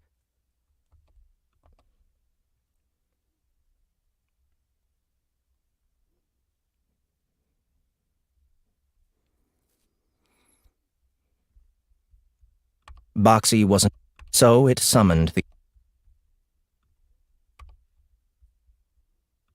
could be summoned when combined. It wanted to know, so it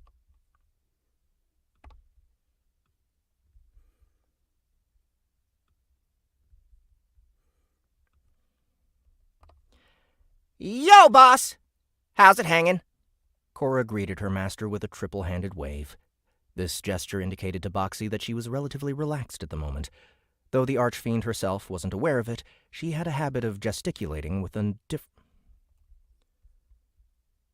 Though the Archfiend herself wasn't aware of it, she had a habit of gesticulating with a different number of limbs depending on her mood. It was an easy-to-understand excitement scale that went from 1 to 6. Usually her mental state wasn't worth considering, but Boxxy actually had to pick her brain for once. A 3 of 6 was more or less ideal for that. Arms, what can you tell me about that shiny you coughed up after the contract was reestablished? What? I'm talking about this, idiot! The doppelganger held out the item. Oh, that thing! Yeah, I remember now. So, can you tell me anything about it that might be useful?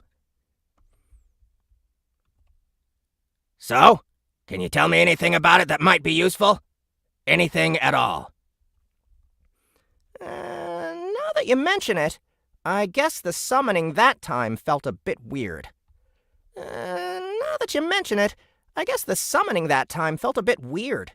I just thought it was 'cause you kinda died, and there weren't any problems after that, so I didn't worry about it too much.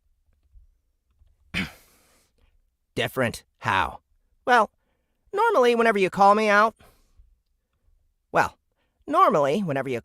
there's a whoosh that turns into a eek, and then it's all for a short bit, and then there's a bam, bam, bam, dun, and I'm here. But that time, the last bit felt more like a scrah, and then a pack, pop. Know what I mean? I think I do, actually.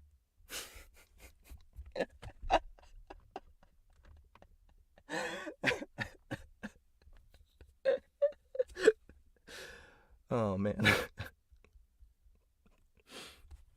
All right, I gotta listen to that myself. So, can you tell me anything about it that might be useful? Anything at all? Now that you mention it, I guess the summoning that time felt a bit weird. I just thought it was 'cause you kinda died, and there weren't any problems after that, so I didn't worry about it too much. Different? How? Well, normally, whenever you call me out, there's a whoosh that turns into a eek, and then it's all for a short bit, and then there's a bam, bam, bam, dun, and I'm here. But that time, the last bit felt more like a scrah, and then a pack, pop. Know what I mean? I think I do, actually. Oh, man.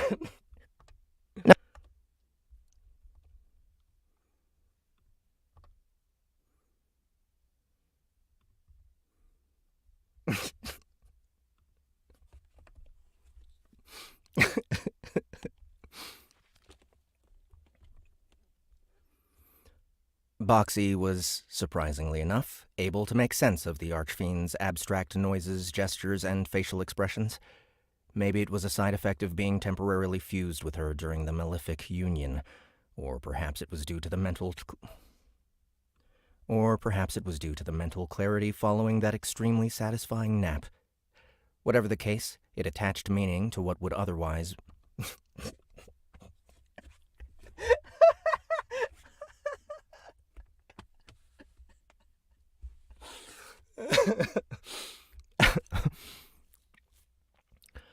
Whatever the case, it attached meaning to what would otherwise be the nonsense of a moron that was so thick-headed it was a wonder she didn't forget how to breathe.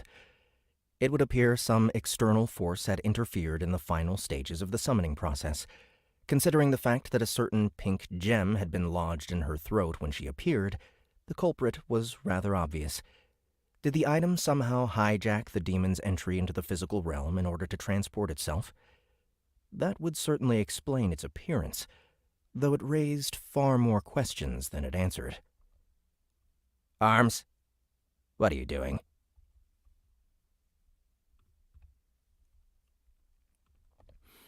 When Boxxy next turned its attention to the Archfiend, it found her staring at the magical shiny thing in its hand. Her attention was so fixated on the object she didn't even respond to its words. Intrigued by this odd behavior, the shapeshifter moved the gemstone around. Up, down, left, right, left, right. Wherever the jewel went, her gaze silently followed. It was somewhat amusing, but it had better things to do. Arms!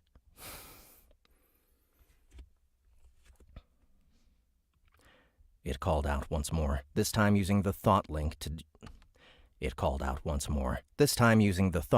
yell directly into her mind.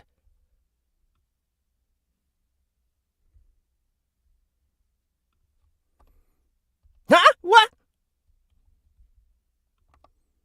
The shocked Archfiend shifted her gaze towards Boxxy. Why are you suddenly so obsessed with my shiny?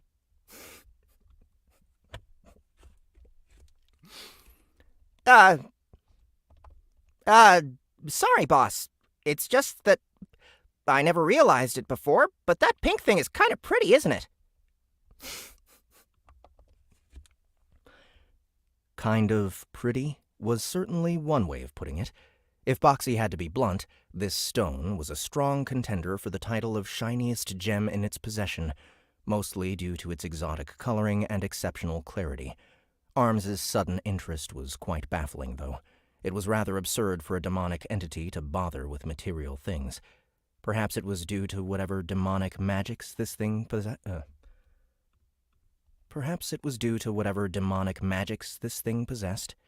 or maybe a side effect of its interference with her summoning that one time?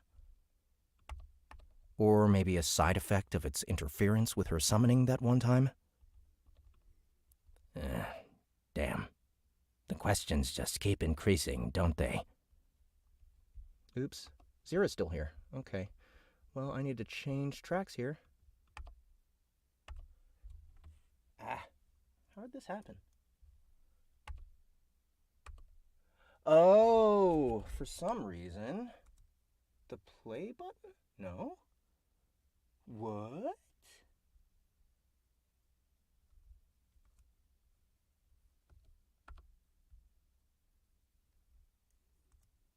Okay. At once, Master. Yo, boss! How's it hanging?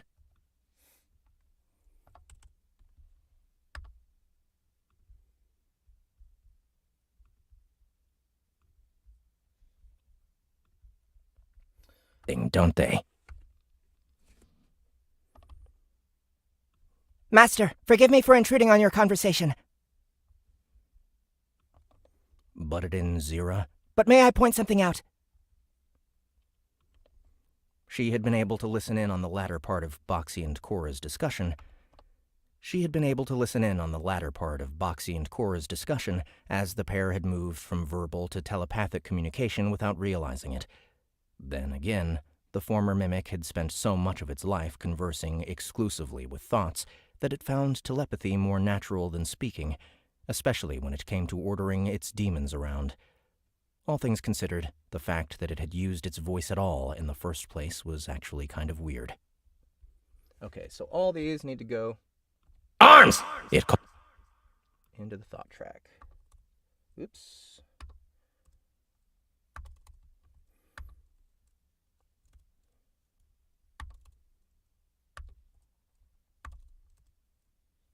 There we go. What is it, Snack? I'm not sure what you were talking about, but I wouldn't take anything that moron says too seriously. If it's about that square gemstone you got from what's-his-face, the ranger? If it's about that square gemstone you got from what's-his-face, the ranger, the pink color probably just reminded her of a virgin pussy or something.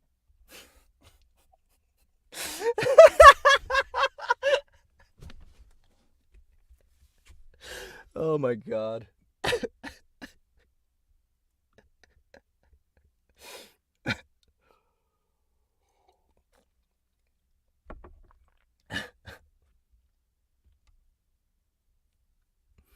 Oh man, is it, I need to turn off the...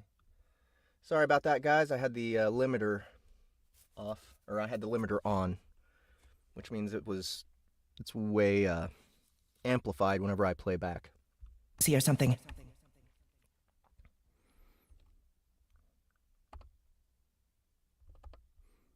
Oh, yeah. Oh, yeah! It kinda does, actually. See what I mean? She's so simple-minded she might as well be a rabid mutt. Hey! I may not be as smart as the boss, but I'm not going to be an idiot forever. Ha! As if. Leave the miracles to the gods, sweetie. Leave the miracles to the gods, sweetie. Laugh all you want, but you'll see. I actually met a guy that... Oh, shit! Boss, I almost forgot! What is it now?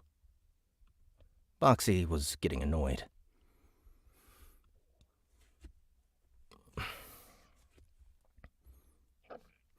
You still need a master for your base, right?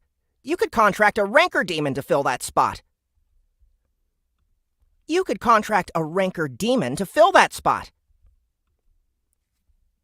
Oh?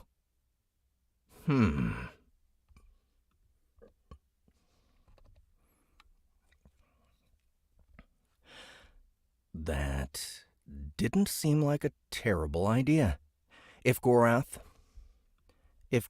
could have a djinn as his dungeon's manager, then surely a hero could do the same. The only reason it hadn't tried before was that it wasn't even aware that was an option.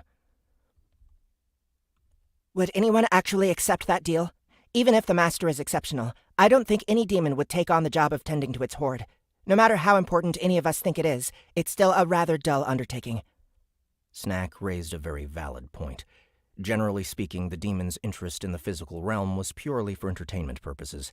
A dungeon master position, for example, would let them boss around the dungeon's monsters while also having fun with any intruders. However, Boxxy's lair would ideally have none of those things. The only thing a dungeon master would do there was sit still and maybe talk with the dryad every now and then. They wouldn't even be able to tune into Gilligan's broadcasts of Boxxy's adventures. If they weren't in the Beyond, so there was actually a net loss of fun. Actually, I already got a guy willing to do it. His name is Kurpath Sordazur. His name is Kurpath Sordazur. His name is Kurpath Sordazur. Sordazur. His name is Kurpath Sordazur.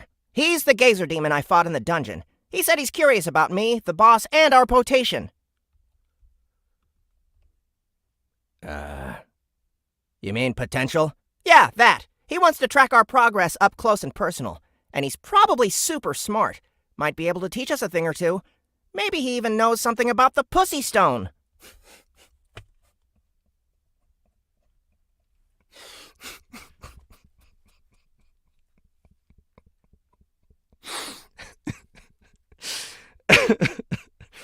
Oh, man.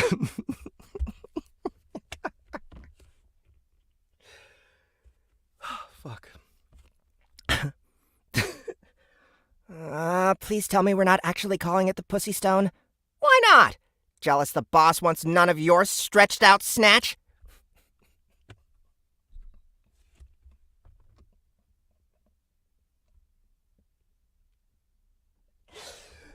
Oh, fuck.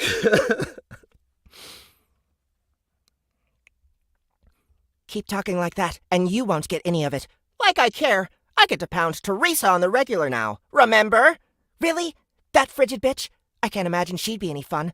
Bitch is right. She becomes a total sopping mess whenever I shove both my dicks down her... Quiet!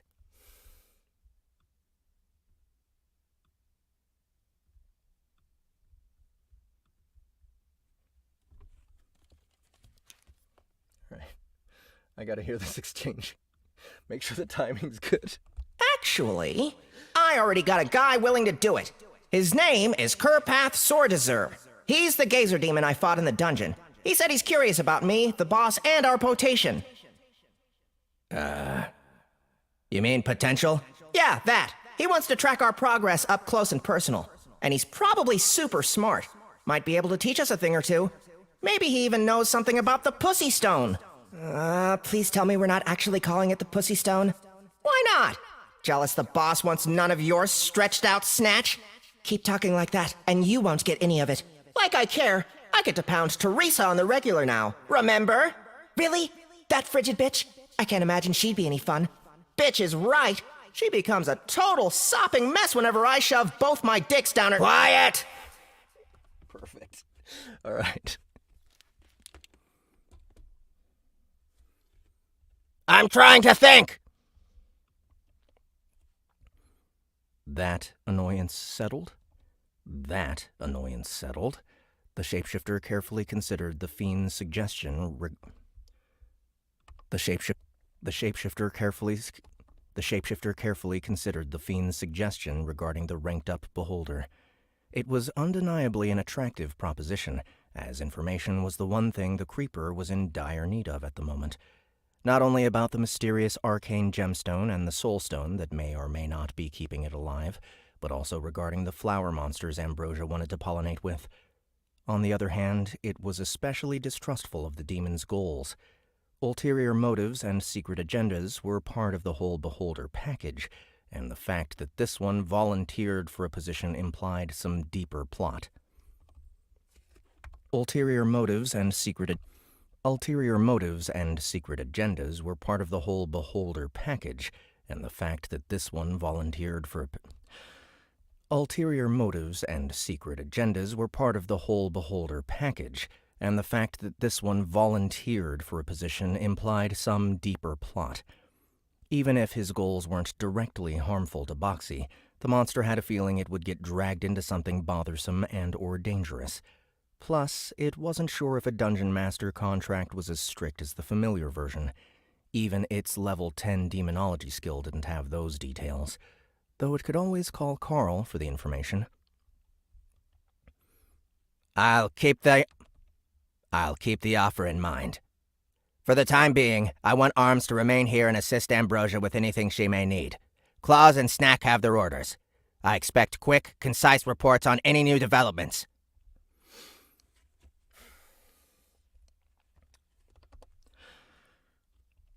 Each demon responded affirmatively, though Cora's mood lessened to 2 crossed arms.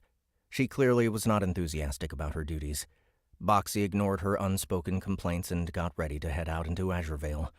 It had some time to kill while Snack checked in with Reggie, so it wanted to see if it could find out more about Mountain Alrana at any of the Central Consortium's adventuring guilds. It would similarly seek anyone it might consult on the subject of the Pink Gemstone. It wanted to avoid turning to unknown demonic entities for answers until it had exhausted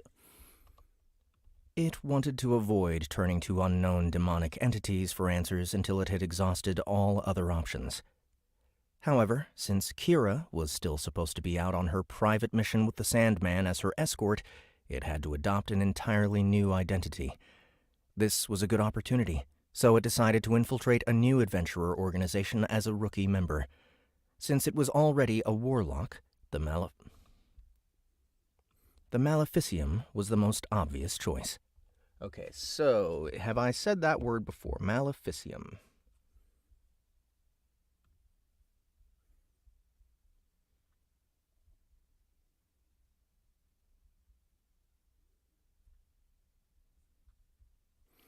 Let us see. It would be probably in book 6.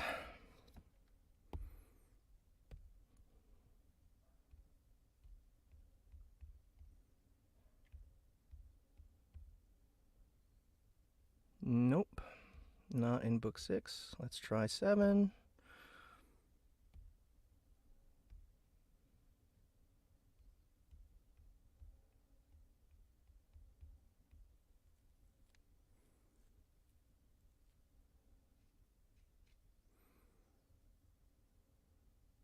Don't look like it. Maybe 5. Could be in book 5.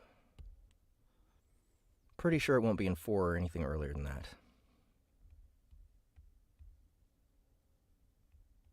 Nope. Okay. This is a new word. You guys are in for a treat because this is a long book. We're only 5% in. And I've almost got, looks like I've got about 50 finished minutes so far. So like 1,000 minutes. 1,000-minute book. Pretty cool. His choice.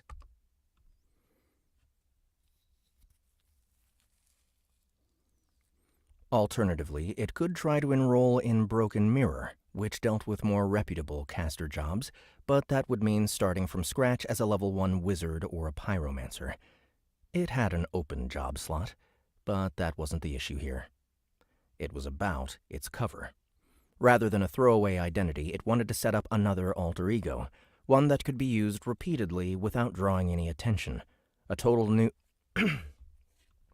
newbie going through the building's archives and records looking for a very specific monster was sure to raise some eyebrows. It was better to act as someone relatively new, but not completely green. Such people could be seen all the time in the Consortium's library, so the front would be far less suspicious. Such people could be seen all the time in the Consortium's library, so the front would be far less suspicious. Not to mention... I lost my place. Not to mention that said library was on the same floor as the Maleficium's. Not to mention that said library was on the same floor as the Maleficium's office. Not to mention that said library was on the same floor as the Maleficium's offices, so this setup was rather convenient. I need to get some more water.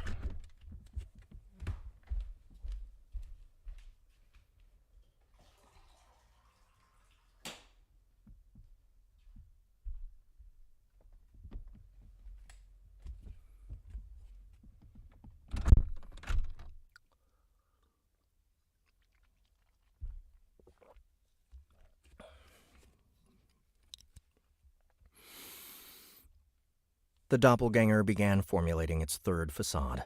Unlike Kira or the Sandman, this one would need to be far more boring and mundane. The monster shapeshifted into a lanky-looking male elf in his early 20s. He wore a thick, black robe intended to shield him from the winter cold rather than amplify his magic. His green hair was oily and unkempt, he was perpetually hunched over, and his personality was that of a reserved, quiet bloke who wasn't very good at socializing. He was a completely stereotypical bookworm, no matter how one looked at him. Okay.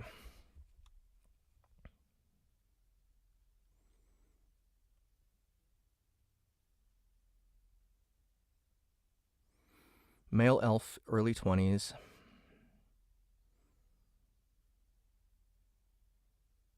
Okay, got it.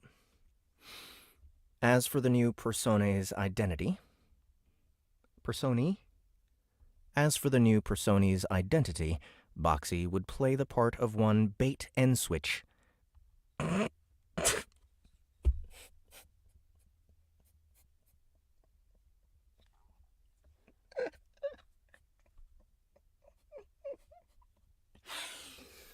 Oh, man. An elf born and raised within the Empire.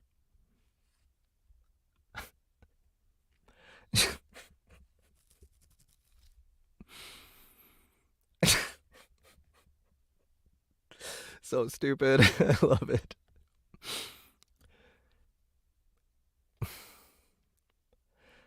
He faced a certain amount of prejudice during his upbringing, so he was never quite comfortable there. He finally made up his mind to move to the Republic following the war, though it took him some time to He finally made up his mind to move to the Republic following the war, though it took him some time to organize the funds to do so. It was a completely reasonable and, more importantly, believable turn of events given the current political climate. Having established a baseline for the new facade's background, Boxxy began to consider what to put on its status via essence concealment. A level 20-something warlock and member of the Empire's Order of the Black Wand was a good place to start. The young Mr. N-Switch would also have the demonology skill, which solidified his thirst for knowledge, and... Nope, that wouldn't do it all, actually. Boxxy had momentarily forgotten, but essence concealment was unable to lower the apparent level of a job. It could hide the whole thing or show all of it, neither of which would work. Besides, adventurers with familiars, pets, or other creatures under their control were required by law to register their minions with their guild. That way, the records could be used to easily identify the culprit should said subordinate be used to commit a crime via proxy, so it was by no means an unreasonable requirement. The problem was that the registration process involved a basic appraisal check to note the bound creature's names and species. Since Boxxy's essence concealment didn't extend to its servants, it wouldn't be able to mask its subordinates' identities.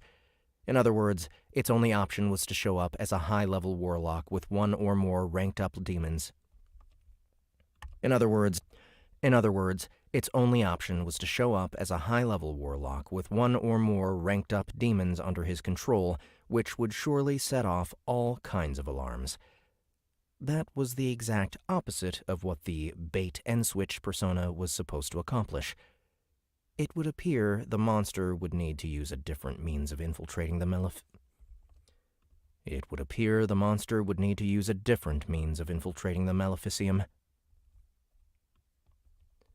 Snack! Where are you right now? I am still en route to Reggie's bank, Master. I should arrive shortly. Hold it. I need your advice on something. Before you enter the building. I want to get inside the Central Consortium's library to check a few things out, but I can't think of a good...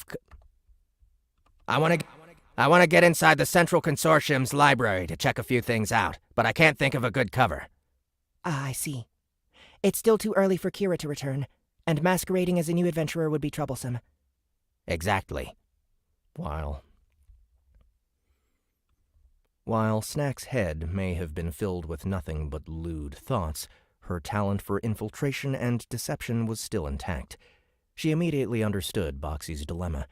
She probably even knew about the bureaucracy involved, as the practice of cataloging familiars was the standard across the continent since time immemorial. Pardon my ignorance, Master, but why not just visit the library as a civilian? Huh? The Consortium's library is still open to the general public, right?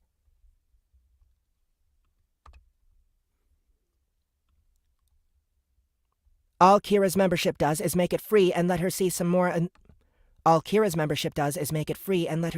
sensitive materials. And if that doesn't work, you can always get a consultation or put in a quest. Oh, right! Yes, of course! Boxxy was so caught up in its own bullshittery that it failed to grasp this painfully obvious solution. Visiting the consortium under the guise of a random citizen was much simpler and faster than crafting a full-fledged facade.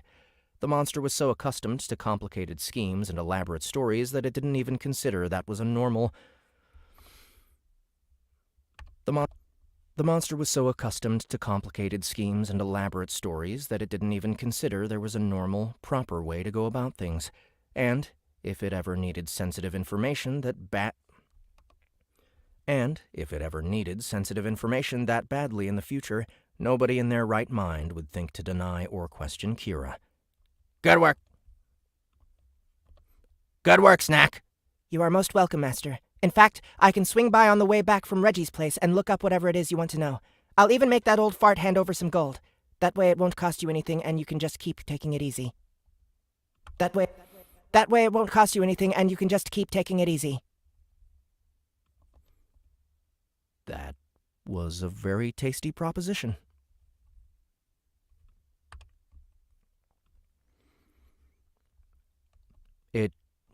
It just went to show how useful a servant could be once properly motivated.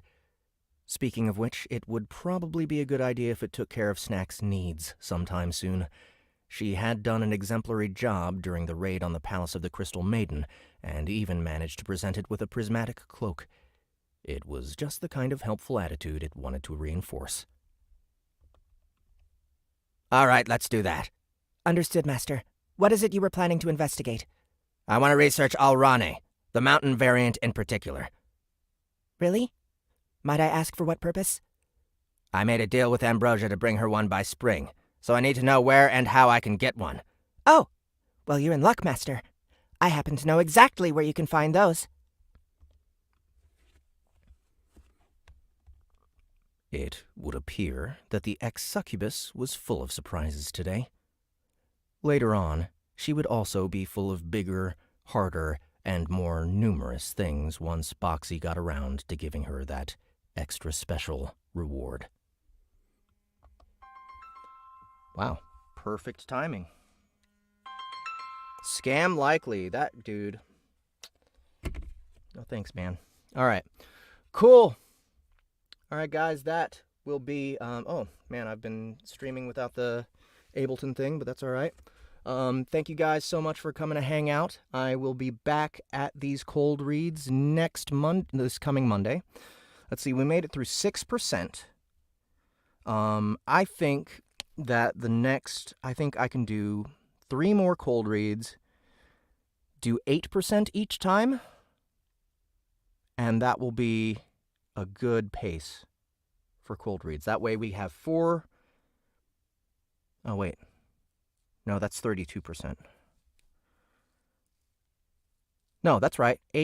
3 more. Yeah, 3 more cold reads at 8% each will be 30%. So, yeah, 3 more cold reads after today, Monday, Tuesday, and Wednesday. And they're all going to be at 10 a.m. Central, 11 a.m. Eastern. So please remember to subscribe to the channel if you want to get notifications about that. I also send out notifications on our Discord server, in the ELLC Discord server, and on our Facebook group. Also, remember, if you're a Neven Iliev fan, if you've listened through all of Everybody Loves Large Chests 7, and you still want more Neven Iliev audio, go to soundbooththeater.com, pick up The Stars Have Eyes. The entire series is now available. All 15 episodes, $2 a piece. First episode is free, so if you want to check it out first, make sure you like it, which I have no doubt you will. You can do that.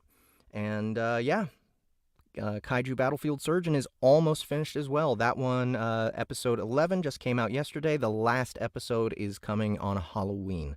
So, yeah, please come back Monday. Hope to see you again soon. And we'll be back at this Everybody Loves Large Chests 8 business very soon. Thanks for coming one more time, guys. Really enjoyed your company. And until next time.